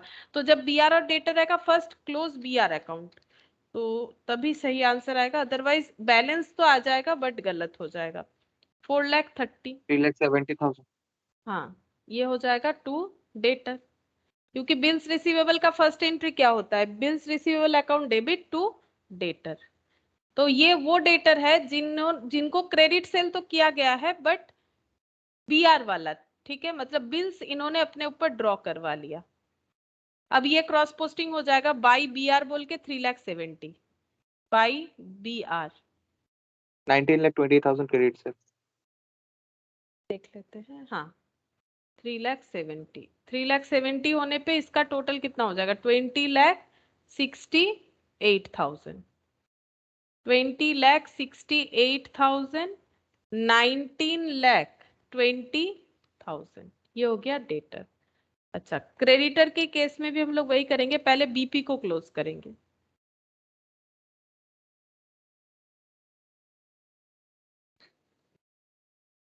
इसका क्लोजिंग बैलेंस 1,40,000।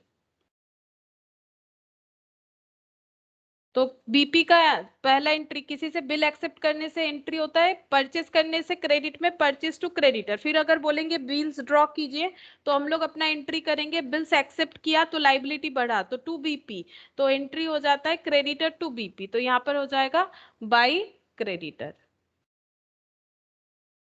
8,30,000 मैम। हाँ 8,30,000।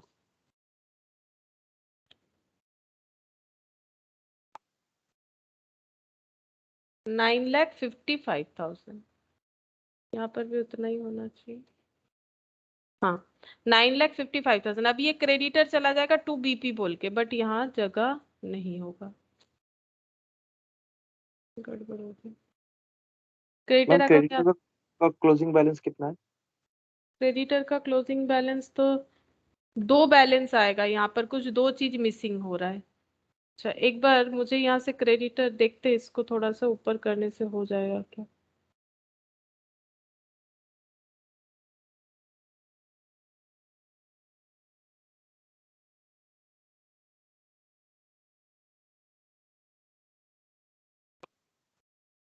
बाई बैलेंस बीडी ये लिखा हुआ था 5,80,000। अच्छा यहाँ पर था टू कैश, इसको ऊपर कर लेते, टू कैश 75। अच्छा इसको जरूरत क्या है, इसके आगे वाला लिख लेते हैं अभी जो लिखा हम लोगों ने, क्रॉस पोस्टिंग जो होगा। क्रेडिटर टू बीपी 8,30,000 ये लिख लेते हैं, to BP 8,30,000, to BP 8,30,000, to BP 8,30,000 हो गया। ठीक है, कैश डिस्काउंट रिसिप्ट। अच्छा बिल्स रिसीवेबल,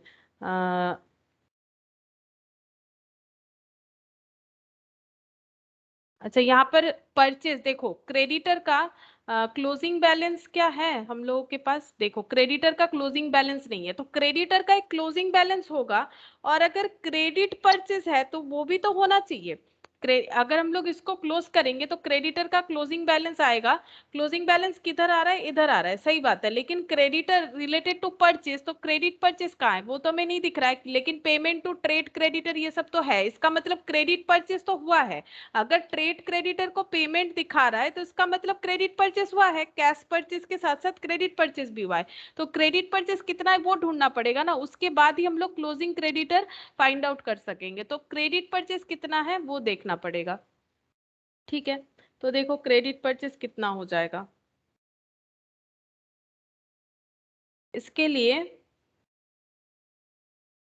क्या करें, ट्रेडिंग अकाउंट में पोस्ट करते, चलो ट्रेडिंग अकाउंट में देखते कुछ लिख के परचेस जरूर मिल जाएगा, क्योंकि इसमें जीपी दिया हुआ था। जीपी जब दिया हुआ है तो फिर प्रॉफिट तो हमें बैलेंस नहीं निकालना है, तो कुछ और ही बैलेंस निकलेगा इसका मतलब। ओपनिंग स्टॉक, पहले ओपनिंग स्टॉक लिखो। क्लोजिंग स्टॉक भी है 6,50,000, ये लिख लेते हैं। By closing stock 6,50,000, 6,50,000। ओपनिंग अच्छा, स्टॉक 6,10,000। अच्छा 6,10,000। अच्छा by sales, by sales, cash credit. तो डेटर से शायद क्रेडिट सेल निकल गया है, डेटर से क्रेडिट सेल निकल गया है। 19,20,000। हाँ 19,20,000, डेटर से क्रेडिट सेल निकल गया 19,20,000। Cash credit 19,20,000, but cash cell कितना है उसके लिए कैश अकाउंट का जरूरत होगा, ठीक है। लेकिन क्या कहीं पर हमें बता रखा है कैश सेल के बारे में कुछ भी, टोटल सेल ऐसा तो कुछ नहीं बताया, तो कैश अकाउंट जब तक नहीं बनाएंगे कैश सेल्स ये दे रखा है। दे रखा है। यस मैम, कैश सेल्स ये रहा ना ऊपर, cash sales. Cash in hand, cash sale ये रहा 73,80,000। चलो यहाँ से लिख देते हैं 73,80,000, तो टोटल सेल मिल जाएगा, टोटल कर लो। 93 लाख। 93 लाख। अच्छा अब कुछ जीपी का रेशियो अगर दे रखा है 93 लाख, अच्छा अब कुछ जीपी का रेशियो दिया था शायद, कहीं पर तो पढ़ा, यूनिफॉर्म था, कहाँ पर देखा, कहाँ पर। 10% ऑन सेल्स ये दे तो रखा है मैंने नीचे दे, थोड़ा।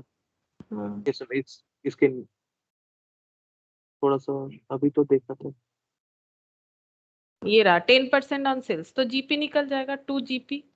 इसके ऊपर 10% @10% ऑन सेल्स बोला है, तो डायरेक्ट इस पे लगा देंगे, तो 9,30,000, ठीक है 9,30,000। अब हम लोग यहाँ से परचेज निकाल सकते हैं, बैलेंस करने से ही निकल जाएगा, या फिर और एक चीज कर सकते हैं कि इतना ओपनिंग स्टॉक था, इतना क्लोजिंग स्टॉक है, इसका फिर कॉस्ट ऑफ सेल्स निकाल के भी कर सकते हैं, या बैलेंसिंग फिगर करके भी हम लोग बोल सकते हैं ये परचेज है, ठीक है। तो परचेज कितना आ रहा है देख लो, 93 लाख प्लस 6,50,000, 99,50,000 माइनस 6,10,000 माइनस 9,30,000, 84,10,000, ठीक है। ये परचेज निकल गया। अब ये टोटल परचेज निकल गया, ठीक है। अब इसमें कैश क्रेडिट हम लोग देख लेते हैं कि क्रेडिटर में क्या दिख रहा है। क्रेडिटर अभी तक कुछ नहीं दिख रहा है। अब ये पूरा का पूरा क्रेडिट परचेज है कि नहीं, उसके लिए कुछ हमारे पास लिखा हुआ होना चाहिए, जिससे हमें पता चल जाएगा क्रेडिट परचेज है कि नहीं। यहाँ पर बोल रहा है cash in hand, cash cell, receipt from cash cell. Payment में तो कुछ भी परचेज के लिए कैश परचेज नहीं दिखाया है, तो इसका मतलब ये पूरा का पूरा क्रेडिट सेल है। देखो पेमेंट साइड में तो कुछ नहीं दिखा रहा है। अगर कैश में पेमेंट कर रहे हैं, अगर कैश परचेज करेंगे, तो जैसे कैश रिसिप्ट कैश सेल में, ये तो कैश बुक है, कैश सेल अगर होता है तो वो जैसे यहाँ अपियर करेगा, तो कैश परचेज अगर होगा तो इधर अपियर करना चाहिए, नहीं है, इसका मतलब पूरा का पूरा क्या है, क्रेडिट सेल है, ठीक है। अगर क्रेडिट सेल है तो ये क्रेडिटर अकाउंट में फुल अमाउंट जो है आ जाएगा, तो क्या हो जाएगा, बाई परचेज बोल के आ जाएगा। बाई परचेज बोल के 84,10,000 ये क्रेडिटर अकाउंट में आ जाएगा, 84,10,000। अच्छा अब हम लोग इसको क्लोज कर सकते हैं, तो क्लोज करो, 84,10,000 प्लस 5,80,000, 89,90,000 माइनस 8,30,000, 75,07,000, 28,000 और 15,000। बैलेंस आ रहा है 6,10,000, ये क्रेडिटर का closing balance. To balance CD, creditor का क्लोजिंग बैलेंस 6,10,000 क्लोज हो गया, ठीक है। क्लोज होके 89,90,000 ये हो गया क्रेडिटर का क्लोजिंग बैलेंस 6,10,000, जो कि बैलेंस शीट में हमें लिखना पड़ेगा। अच्छा अब यहाँ पर देखते हैं, जीपी तो हो गया, अब आगे आगे किस चीज का जरूरत होगा, by GP, by GP brought down 9,30,000। अच्छा 9,30,000 और यहाँ पर खर्चा जो है वो लिखना पड़ेगा। खर्चे में डेप्रीशिएशन आ जाएगा, depreciation 15%, diminishing balance method to depreciation.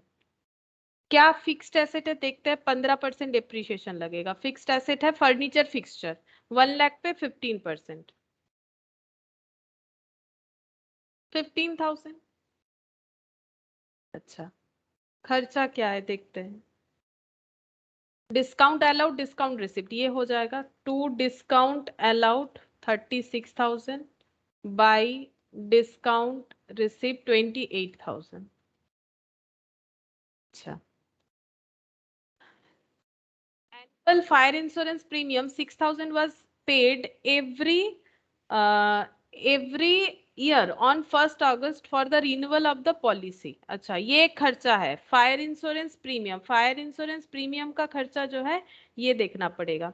अच्छा इसके बारे में 6,000 करके तो बोल रहे हैं यहाँ पर, और देखते हैं।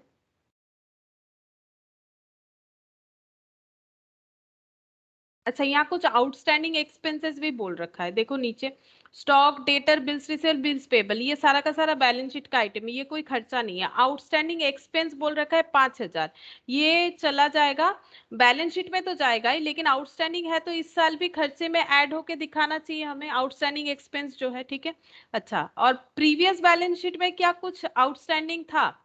प्रीवियस में आउटस्टैंडिंग 45,000 था, अनएक्सपायर्ड मतलब प्रीपेड 2,000 था। तो हम लोग एक काम करते हैं कि एक्सपेंस अकाउंट ही बना लेते हैं, ठीक है। एक्सपेंस अकाउंट,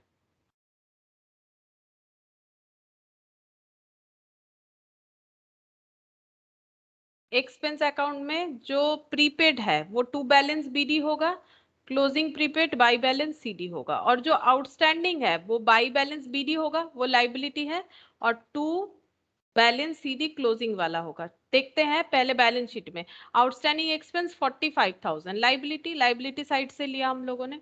अच्छा और देखो यहाँ पर अनएक्सपायर्ड 2,000 मतलब प्रीपेड अनएक्सपायर्ड।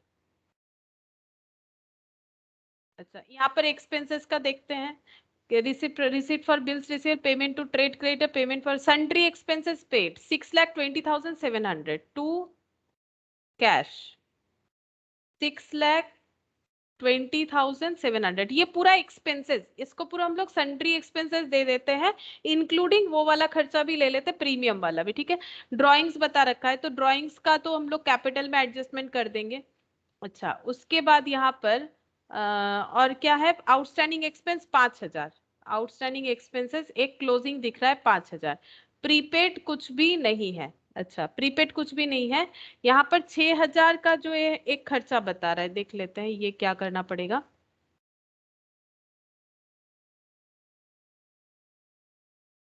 यहाँ पर देखते हैं कि 6,000 करके एनुअल फायर इंश्योरेंस प्रीमियम, मतलब साल में प्रीमियम भरना पड़ता है 6,000 paid every year on 1st अगस्त। तो जो इन्होंने जब प्रीमियम मतलब जब ये पॉलिसी लिया होगा तो उसका ईयर एंडिंग होता है 1st अगस्त को, तो 1st अगस्त को ये लोग 6,000 पे कर देते हैं 1st अगस्त को, ठीक है। लेकिन ये हम लोग का चल रहा है 31 मार्च तक का चल रहा है, ठीक है। तो मार्च के बाद कितना ज्यादा पेमेंट हो गया, मतलब मेरा ईयर एंड होना चाहिए नॉर्मली 31 मार्च जो मेरा बिजनेस का ईयर एंड है, लेकिन ऐसा फायर पॉलिसी ले रखा है जिसका पेमेंट अगस्त को करना पड़ता है, ठीक है। अगर अगस्त को करना पड़ता है तो कितना एक्स्ट्रा हम लोगों ने पे कर दिया, ये काउंट करो। मार्च खत्म हो गया, अप्रैल मई जून जुलाई और अगस्त का 1 तारीख, तो 4 मंथ्स का प्रीपेड नहीं हो गया। सोच के देखो कि अगर मेरा ईयर एंड 31 मार्च को होता है और पेमेंट हर बार 1st अगस्त को होता है, तो इसमें क्या हो रहा है, जो अकाउंटिंग ईयर है, जो फायर इंश्योरेंस का अकाउंटिंग ईयर है, ये दोनों अलग अलग हो जा रहा है। एनुअली 6,000 देना पड़ता है 1st अगस्त को, ठीक है। तो ये 1st अगस्त को जब पेमेंट हुआ है इस साल का 1st अगस्त, मतलब 31 मार्च 2002 में भी तो एक 1st अगस्त आया है ना, यहाँ पर 1st ऑफ अगस्त 2001 आया होगा। अगस्त के बाद सितंबर अक्टूबर नवंबर दिसंबर जनवरी फरवरी मार्च, तो यहाँ पर हम लोग एक साल का पेमेंट कर रहे हैं, 1 ईयर का, ठीक है। यहाँ पर 1 ईयर का पेमेंट कर रहे हैं, लेकिन मेरा ईयर एंड तो यहाँ पर हो रहा है। इसका मतलब जो एक्स्ट्रा पेमेंट हो जा रहा है ईयर के हिसाब से वो प्रीपेड होगा। एक्स्ट्रा कितना पेमेंट हो रहा है, एक्स्ट्रा पेमेंट हो जाएगा बाकी जितना टाइम पीरियड बच रहा है, ठीक है। हाँ कितना हो रहा है, 4 मंथ्स हो रहा है ना। हाँ 4 मंथ्स, ठीक है। 4 मंथ्स का चेक करो, 4 मंथ्स ही होगा। प्रीपेड एक्सपेंसेस 4 मंथ ही हो रहा है। 4 मंथ्स हो रहा है, ठीक है। क्योंकि ये इंश्योरेंस जो है वो 1 अगस्त बोल रहा है, तो हाँ ठीक है, वो मार्च तक का होना चाहिए था, मार्च तक का होना चाहिए था ना, तो ये फिर 4 मंथ्स ही हो रहा है प्रीपेड। इसीलिए देखो यहाँ पर भी अनएक्सपायर्ड इंश्योरेंस आ रखा है 2000, तो चेक करते फिर से 2000 ही आएगा, हर बार वही होगा ना, हर बार अगस्त का पेमेंट करेंगे और हर बार इस तरह से खर्चा दिखेगा। तो प्रीपेड, प्रीपेड इधर हो जाएगा, ठीक है। प्रीपेड का ओपनिंग, तो प्रीपेड यहाँ पर कैसे कैलकुलेट करेंगे, इस तरह से यहाँ पर 6000 पूरे 12 महीने का है, तो हम लोग 4 मंथ्स का एक्स्ट्रा पेमेंट कर दे रहे, तो 2000 हर बार 2000 करके ही आएगा। तो अब टोटल कर लेते हैं, 6,20,700 प्लस 4,000, ये हो गया 6,24,700 माइनस 50,000, तो ये हो जाएगा 5,70,000। ये सही नहीं हुआ क्या, एक बार फिर से चेक करते हैं। मैम ये 5000 इधर आएगा ना और ये 2000 उधर जाएगा, गलत हो गया। गलत लिख दिया मैंने। 5000 तो मैम आउटस्टैंडिंग एक्सपेंस है ना। हाँ, आउटस्टैंडिंग एक्सपेंस, आउटस्टैंडिंग एक्सपेंसेस का क्लोजिंग है। ओ तो मैम हाँ, क्लोजिंग ये, है तो टू हाँ साइड हाँ आएगा ना। हाँ, ये तो क्लोजिंग है, ये तो इधर आना चाहिए, ये 2000 इधर आ जाएगा, इसीलिए गलत हो रहा है। ये 2000 और इधर 5000, ये तो आउटस्टैंड, ये लाइबिलिटी है, ये भी लाइबिलिटी, ये लाइबिलिटी, ये भी लाइबिलिटी है। 6000 divided by 12 into 4, 6000 divided by 12 into 4, ये लाइबिलिटी है। ये ओपनिंग, ये क्लोजिंग, ये एसेट है और ये क्लोजिंग एसेट है। अच्छा, तो फिर इसका टोटल भी अलग होना चाहिए।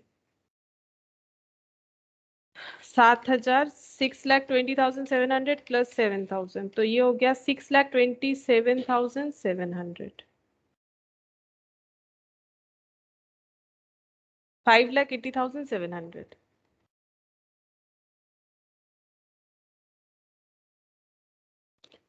तो ये ओवरऑल अमाउंट 5,80,700, ये हम लोग पीएल में लिख देंगे, टू एक्सपेंस बोल के 5,80,700। अच्छा, और देखते हैं और क्या आ जाएगा, सन्ड्री एक्सपेंस, और तो कुछ नहीं दिख रहा है, बस अब हम लोग नेट प्रॉफिट निकालेंगे। देख लो कितना आता है, और तो कोई खर्चा है नहीं। 9,30,000 प्लस 28,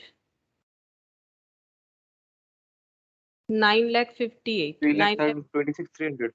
हाँ 3,26,300, 9,58,000। अच्छा, अब यहाँ पर कैपिटल, यहाँ से लिखना पड़ेगा देख के, 2,50,000, एक ड्राइंग्स था शायद, और नेट इसमें प्रॉफिट 2,40,000 का।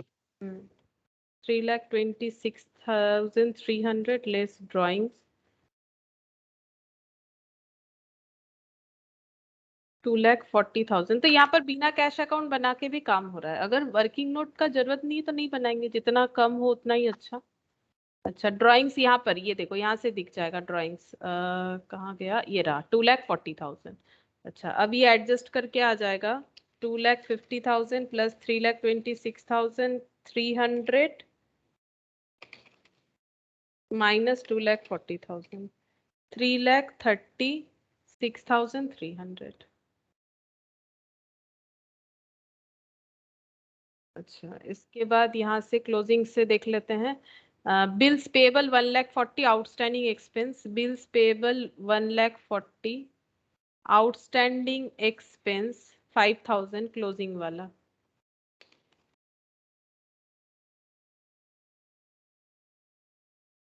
क्रेडिटर, क्लोजिंग क्रेडिटर, ये हम लोगों ने कैलकुलेट किया था, तो वहां से देख के ही लिखना पड़ेगा। 6,10,000। अच्छा, यहाँ था ना, हाँ 6,10,000।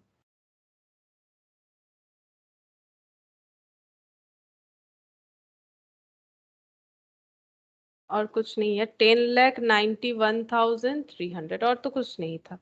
अब एसेट साइड में फर्नीचर फिटिंग्स, ये सब लिख लेते हैं। Stock 6,50,000, stock 6,50,000, debtor 1,52,000, debtor 1,52,000, bills receivable 75,000, outstanding expense तो नहीं होगा यहाँ पर। कैश का क्लोजिंग बैलेंस यहाँ मिल जाएगा, कैश इन हैंड 1,27,300। ये नॉर्मली हम लोग बनाते हैं, अभी तक जो भी क्वेश्चन किया ये हम लोगों ने बनाया, लेकिन ये दिया हुआ है इस बार तो बनाना नहीं पड़ेगा। तो cash in hand 1,27,300, cash in hand 1,27,300। अच्छा, ये वाला फर्नीचर फिक्सचर 1 लाख और इस पे डेप्रिसिएशन 85,000। हाँ, furniture fixture 1 lakh less depreciation 15,000, 85,000। अच्छा, देख लेते हैं। 2,000 का मैम प्रीपेड एक्सपेंस। ओ हाँ, प्रीपेड था। फिर टैली कर देगा मैम वो डालने के बाद। हाँ, उतना ही कम हो रहा है, 2,000 हो रहा है, ठीक है। तो प्रीपेड एक्सपेंस 2,000, 10,91,300।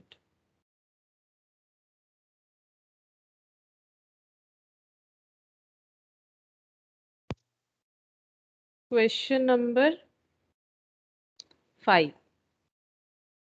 देखो, the following is the balance sheet of Tony Pharma as on 31 मार्च 2001। कैपिटल ये सब दे रखा है, balance sheet, trade creditor, fixed asset, stock, PL मतलब प्रॉफिट जो कैपिटल में ऐड नहीं किया हुआ है, तो ये हम लोग को ऐड करना पड़ेगा, ठीक है। मतलब जब हम लोग नया वाला बैलेंस शीट बनाएंगे, डेटर, कैश एंड बैंक, क्योंकि प्रॉफिट लॉस जो होता है वो कैपिटल का ही पार्ट होता है। अच्छा, इसके बाद the management estimates the purchase and sales up to the year 31 March 2002। अच्छा, परचेज को अलग अलग दे रखा है, 28 तक दे रखा है परचेज इतना, फिर मार्च में अलग से दे रखा है। सेल्स का भी उस तरह से 2 पॉइंट में डिवाइड किया है। क्यों किया है देखते आगे। It was decided to invest 1 lakh in purchase of fixed asset which are depreciated at 10% on cost. तो 1 लाख का फिक्स्ड एसेट नया खरीदा जाएगा, तो जितना भी है उसमें 1 लाख का फिक्स्ड एसेट ऐड हो जाएगा, 4 लाख में 1 लाख, और उस पर डेप्रिसिएशन लगाना है 10%। The time lag for payment to creditor for the purchase and receipt from sales is 1 month. अच्छा, डेटर से भी, डेटर को 1 मंथ अलाउ कर दिया है कि जब भी क्रेडिट सेल करेंगे 1 महीना बाद पैसा लेंगे। क्रेडिटर को भी बोल दिया है जब क्रेडिट परचेज करेंगे 1 मंथ आफ्टर ही हम लोग पैसा जो है ले लेंगे, देंगे, सॉरी, क्रेडिटर को 1 मंथ बाद देंगे, डेटर से 1 मंथ बाद लेंगे। दोनों क्रेडिट का जो टर्म है वो सेम रखा है, चाहे वो डेटर के लिए हो क्रेडिटर के लिए हो। The business earns a gross profit 30% on turnover. The expenses against gross profit amount to 10% of the turnover. जितना भी एक्सपेंसेस होगा वो ग्रॉस प्रॉफिट का 10% against gross profit amount to 10% of the turnover. Turnover का 10% हम लोग का खर्चा है। The amount of depreciation is not included in this expenses. इस एक्सपेंसेस में डेप्रिसिएशन नहीं आएगा। ये जो टोटल एक्सपेंस बोला है जो सेल का 10% है, बट एक्सक्लूडेड ऑफ डेप्रिसिएशन है। Draft a balance sheet as at 31 March 2002 assuming that creditor are all trade creditors for purchase and debtor for sales and there is no other item of current asset and liabilities apart from stock and cash and bank balance। बोल रहा है कि asset liability में सिर्फ stock है, cash है, bank balance है और कुछ नहीं है। और बोल रहा है कि सारा का सारा जो क्रेडिटर है वो ट्रेड क्रेडिटर है, किसी और रीजन से क्रेडिटर नहीं। जैसे फिक्स्ड एसेट खरीद लिया तो उसका भी तो क्रेडिटर बन सकता है अगर हम लोग क्रेडिट पे खरीदते हैं। तो बोल रहा है कि ऐसा कुछ नहीं है, जो भी क्रेडिटर है वो ट्रेड क्रेडिटर मतलब स्टॉक रिलेटेड क्रेडिटर है। अच्छा, assume that all the sales and purchase are on credit, बस इतना सा ही बोला है, ठीक है। देखो कैसे होगा, क्या करने बोला है।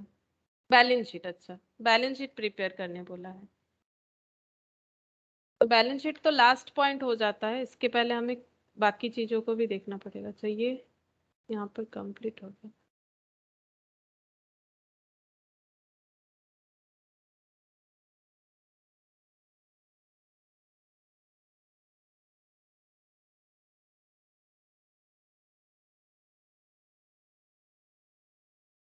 इन द बुक्स ऑफ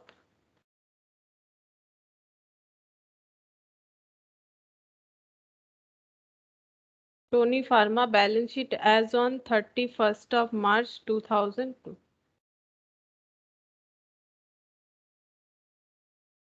ये मेन आंसर है, सिर्फ बैलेंस शीट ड्राफ्ट करने के लिए बोला है, तो इतना जगह काफी है बैलेंस शीट के लिए। ठीक है, अगर जरूरत होगा तो इसको हम लोग इंक्रीज कर लेंगे। हम यहाँ पर नेक्स्ट देखते हैं क्या क्या हमें प्रिपेयर करना चाहिए। बैलेंस शीट तो बोल दिया है, तो क्या ट्रेडिंग पीएल बिना कभी बैलेंस शीट बन सकता है? कभी नहीं, जब तक जीपीएनपी नहीं पता चलेगा तो नहीं होगा। तो एक ट्रेडिंग पीएल बनेगा जो भी वर्किंग नोट का पार्ट हो जाएगा। ठीक है, तो यहाँ पर देखते हैं जो भी इंफॉर्मेशन है उस हिसाब से करते हुए चलते हैं। देखो trading to opening stock 3 lakh, 3 lakh. अच्छा,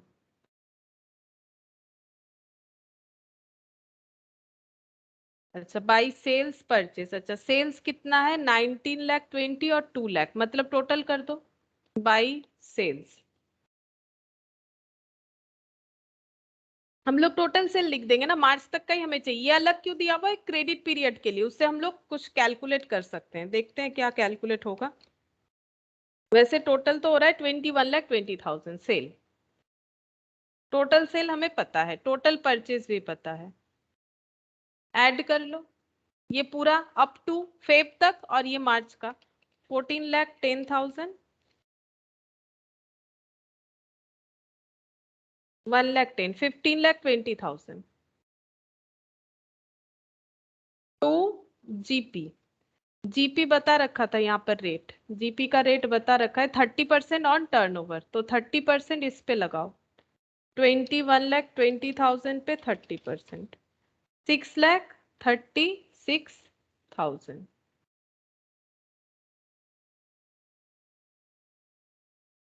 टोटल करेंगे, क्लोजिंग स्टॉक बैलेंसिंग फिगर आ जाएगा 6,36,000 प्लस 3 लाख प्लस 15,20,000,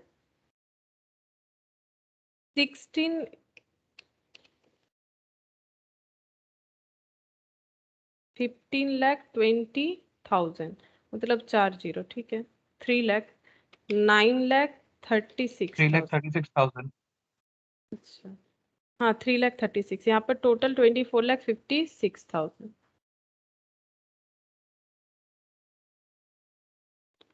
3,36,000 ये मिल गया क्लोजिंग स्टॉक। तो अगर हम लोग बैलेंस शीट बनाना चाहते हैं उस पे हमें क्लोजिंग स्टॉक जो है वो मिल गया 3,36,000 न्यू वाले बैलेंस शीट के लिए। यहाँ से हम लोग कौन सा डेटा ले सकते हैं वो ले लिया। अच्छा अब पीएल, पीएल बनाएंगे तभी तो जाके नेट प्रॉफिट पता चलेगा। बाई जीपी ब्रॉट डाउन कर लेते हैं 3,36,000, सॉरी जीपी के जगह मैंने क्लोजिंग स्टॉक ब्रॉट डाउन कर लिया, ये वाला 6,36,000। खर्चा देखते हैं, खर्चे में क्या क्या हो जाएगा। यहाँ पर डेप्रिशिएशन होगा एक तो, ठीक है, to depreciation, to depreciation on fixed asset. ठीक है, अच्छा डेप्रिशिएशन कैसे होगा यहाँ पर देख लेते हैं कि क्या एसेट था और सेम वही चीज खरीदा गया है। फिक्स्ड एसेट 4 लाख, ठीक है, और फिक्स्ड एसेट 1 लाख का परचेज हुआ है, तो यहाँ पर लिखेंगे फिक्स्ड एसेट 4 लाख, ऐड कर देंगे एडिशन 1 लाख, टोटल हो गया 5 lakh, less depreciation 10% on cost बोला है तो पूरे पे लग जाएगा, बचा 4,50,000। तो ये डेप्रिशिएशन पीएल में चला जाएगा, टू डेप्रिशिएशन बोल के। तो ये बना हुआ है 50,000, ठीक है। अच्छा अब डेप्रिशिएशन तो लिख लिया, और क्या होना चाहिए?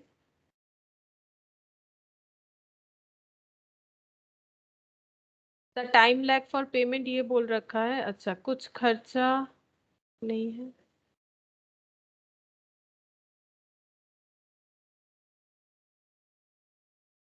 सन्ड्री एक्सपेंसेस बोल रखा है, एक्सपेंसेस बोल रखा है। देखो बोल रहा है कि the expenses against gross profit amount to 10% of turnover, तो एक्सपेंसेस जो होगा वो 10% ऑफ टर्नओवर होगा, तो to sundry expense 10% on turnover. Turnover कितना है? ये वाला 21,20,000। तो 2,12,000 इतना हम लोगों का हो जाएगा एक्सपेंसेस, जिसमें एक्सक्लूडेड ऑफ डेप्रिसिएशन है, इसीलिए डेप्रिसिएशन अलग से कर लिया। और अगेंस्ट ग्रॉस प्रॉफिट का मतलब है इतना प्रॉफिट कमाने के लिए हम लोगों ने कितना खर्चा किया है, 2,12,000, ये पीएल का खर्चा, बस और कुछ नहीं बोला। यहाँ पर नेट प्रॉफिट अगर आएगा तो नेट प्रॉफिट निकलेगा, लॉस आएगा तो लॉस प्रॉफिट ही निकलेगा। इधर 6,36,000 है।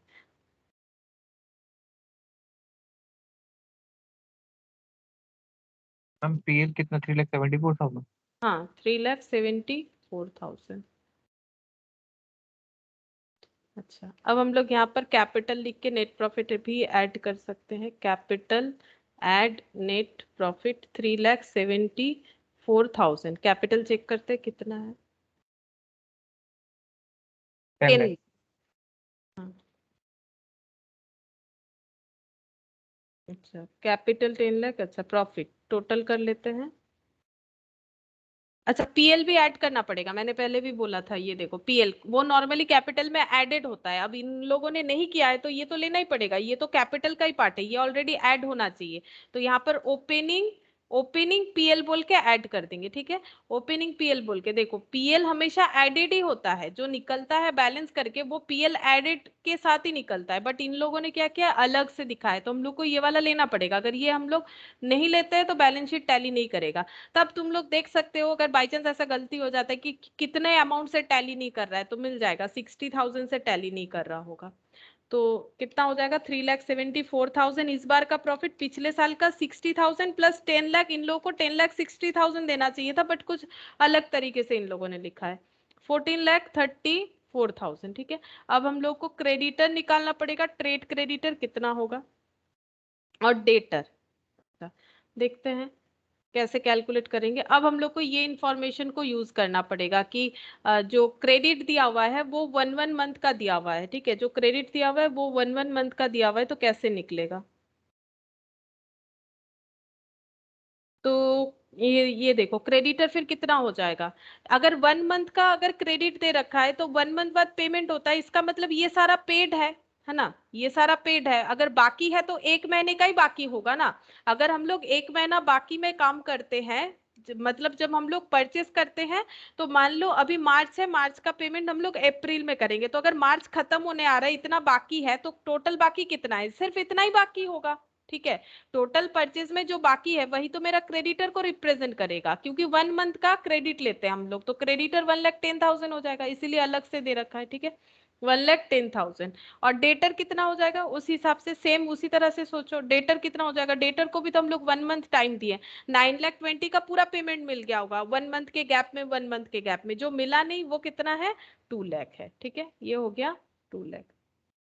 अच्छा, अब यहाँ पर और क्या होना चाहिए, क्योंकि वही बोला था ना कि देखो जो भी हम लोग का सेल है वो 1 मंथ बाकी रख के किया जाता है, तो ये 1 मंथ वाला ना तो मिला है ना तो हम लोगों ने दिया, ये नेक्स्ट मिलेगा। मार्च वाला सेल या परचेज अप्रैल में मिलेगा, ये ऐसा कंसेप्ट तुम लोग बजट में देखे होगे। बजट कॉस्टिंग वैसे मैंने अभी करवाया नहीं, लेकिन अगर कभी भी किया है तो बजट कॉस्टिंग में ऐसे ही होता है। अच्छा, अब हम लोग को एक कैश बैलेंस का भी जरूरत हो जाएगा, ठीक है। कैश का क्या है, तो हम लोग कैश का एक अकाउंट बना लेते हैं, ठीक है। तो कैश मिल जाएगा, कैश कितना है,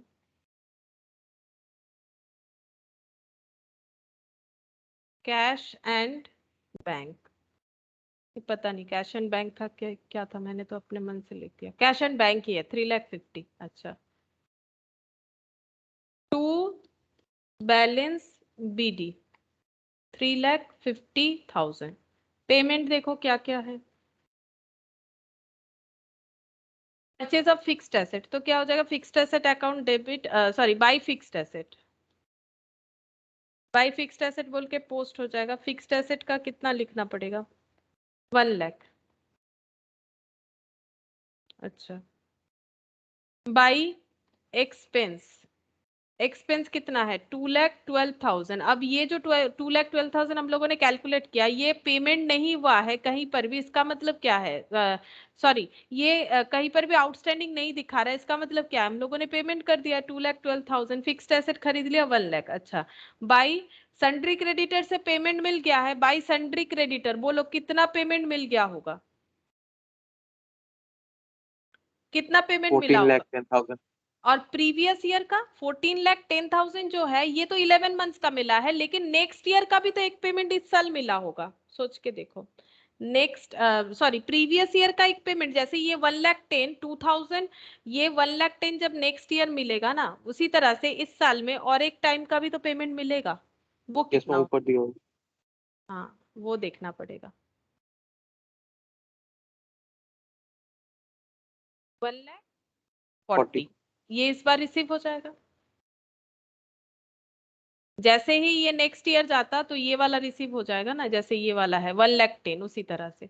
तो टोटल करना पड़ेगा क्रेडिटर, और यहाँ पर डेटर से कितना मिल रहा है, ये कितना हो जाएगा 14 लाख, और ये हो गया 15 लाख 15,50,000। और डेटर से, डेटर का भी वैसे ही होगा, टू डेटर, डेटर का भी सेम ऐसे ही होगा। ये 19,20,000 तो हम लोगों को मिल गया है, लेकिन प्रीवियस ईयर का एक पेमेंट मिलेगा। जैसे जैसे ही अप्रैल 2002 होगा 2 लाख मिल जाएगा, वो तो नेक्स्ट ईयर में चला जाएगा। वैसे ही यहाँ पर भी जो प्रीवियसली बाकी है 1,50,000 ये इस साल मिला होगा। टोटल करना पड़ेगा 19,20,000 प्लस 1,50,000, 20,70,000। हम क्लोजिंग बैलेंस कितना 5,58,000। हाँ 5,58,000 बाई बैलेंस CD 5,58,000, 24,20,000।